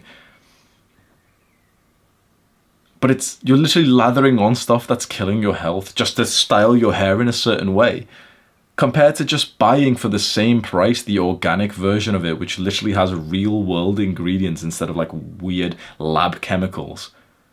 And it does the job just fine. Try and see if you can switch over. Again, one of the links that I'll put, I'm not even affiliated with this company, but one of the links that I'll put is the one that I get like deodorant from, and soaps and everything like that, toothpaste, even toothbrushes, even dental floss. I get it all from this website, which is called Peace with the Wild. I emailed them for an affiliate link, and they actually started the process of getting me one, and I've not even like bothered to even continue the process, because I'd rather they just keep like 100% of their profits instead of me even getting a cut of it, because I want to actually support these websites, these like companies that are actually doing good work like this. And number 8, maybe quit drinking. Maybe forever. For some people, that's, yeah, of course, sure, I was never going to drink anyway, that's disgusting, it's haram. For other people, they're probably thinking, wait, that's illogical, nah, just a drink every now and then's okay. Whatever you want to do, fine. It might be worth to go and watch Huberman's episode on alcohol. I can't even speak, bro. I've literally spoke for hours straight, my throat hurts. Let's get through this fast. And now for the last section, just consistently, this is still part of the plan of action, consistently do this for months. Diet, maintain around 12 to 18% body fat. Don't be too fat, don't be too shredded. Number 2, avoid plastic. So you really want to get, in a few months from now, you want to, really be progressively overloading this. Get to the point where plastics just don't even like you just stay away from them. You naturally, I want you to visualize this. You are the guy right now where when you're in the supermarket, you purposely don't buy the thing that's wrapped in plastic, and you look for the kind of the alternative of the same thing that you wanted to buy that's not in the plastic box or the wrapping or whatever it is. You're that kind of guy who literally knows about that. You're the athlete there with like a healthy trolley compared to all the fat motherfuckers there, and they're all wondering. They've all, been spouting excuse after excuse after excuse. Oh, I don't have enough time. I don't have enough money. The healthy food's too expensive. And here you are, your trolley costs less than theirs, and you've got a 6-pack, and your woman's actually like shaped beautifully with some healthy children who aren't stupid, who aren't brain dead. This could be a nice future for you. It starts with not touching plastics and just touching iron and grass instead. So that just avoid plastics and start to really think of some extra ways. So certainly don't consider this just yet, but I just want to tell you, for example, the level I've gotten to. I had a really nice backpack, which I used to use for the gym and everything, and it's just polyester. It's made, if you imagine the material that backpacks are made from, I knew that it had polyester shit and it's going to be estrogenic, and I didn't want that next to me. I didn't want to be grabbing it, even for like, you know, I'm holding it for a few minutes a day. It's like, why? Especially now that, you know, I've been making more money recently, so it's like I don't have to really be confined by that. But certainly once you get a year into what we're talking about now, or multiple months, and your YouTube channel's doing a lot better, you're making more money from your business and everything, right? Then you can start to go a little bit further in the pursuit of getting plastics out of your environment and all these endocrine disruptors. I've got a water filter set downstairs. I bought one on Amazon, which was like $500, and my dad installed it for us. So that's just set.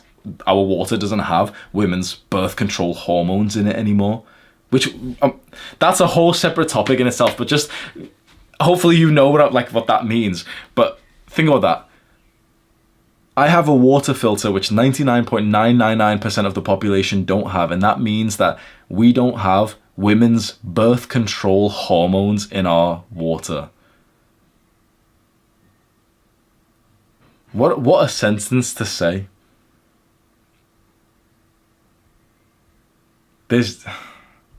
There's literally hormones that women take so that they can't be pregnant, that fucks up their hormones in your water that you're drinking every day. Soon in the future, your pregnant wife will be drinking the tap water, which is contaminated with the hormones that women take, which stops them from getting pregnant. Your pregnant wife would be drinking that water. Is it crazy for me to suggest that you consider getting a water filter in the future? It costs a few $100s, and eventually, or you know, it'll be relative to whichever country you live in, so probably the equivalent of like 2 weeks wage or something. And it's a really high expense, so don't buy it right now, fine, but it's probably one of those where it's like, yeah, but at least like eventually 100% get it. It pays for itself within like a month max. It pays for itself when your wife and when you don't have a miscarriage and your wife still needs to give birth to a fucking dead baby because she's literally drinking the birth control hormones while she's pregnant. This goes so much deep. Like, I need to do a full video on that, because that concept that literally women take the pill every day, it's a contraceptive pill that stops them from getting pregnant, but that's not filtered out in our water system. So if you don't have a water filter, you're drinking that which stops women from getting pregnant and fucks up their hormones, destroys their testosterone, and you're drinking it.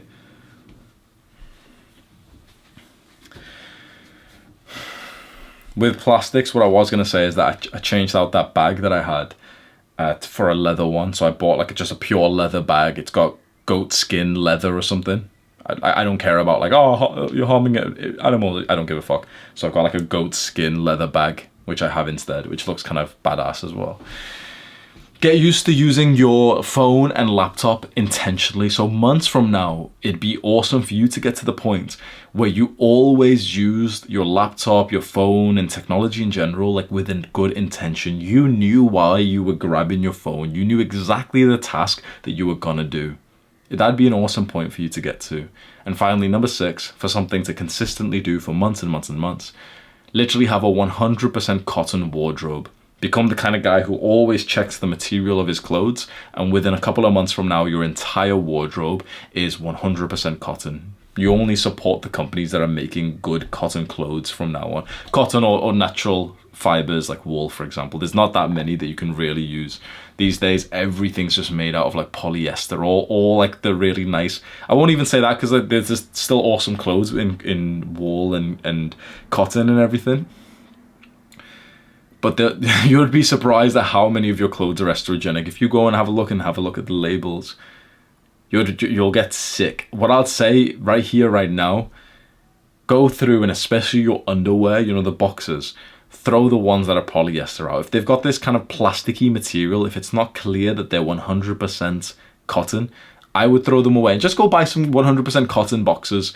Literally, that's the one change you can make, just because it's right next to your balls and it's gonna sweat and everything. It's next to your anus as well. I'm not sure if you really want polyester right there, a few millimeters away from getting prostate cancer. Long ass video, my throat hurts.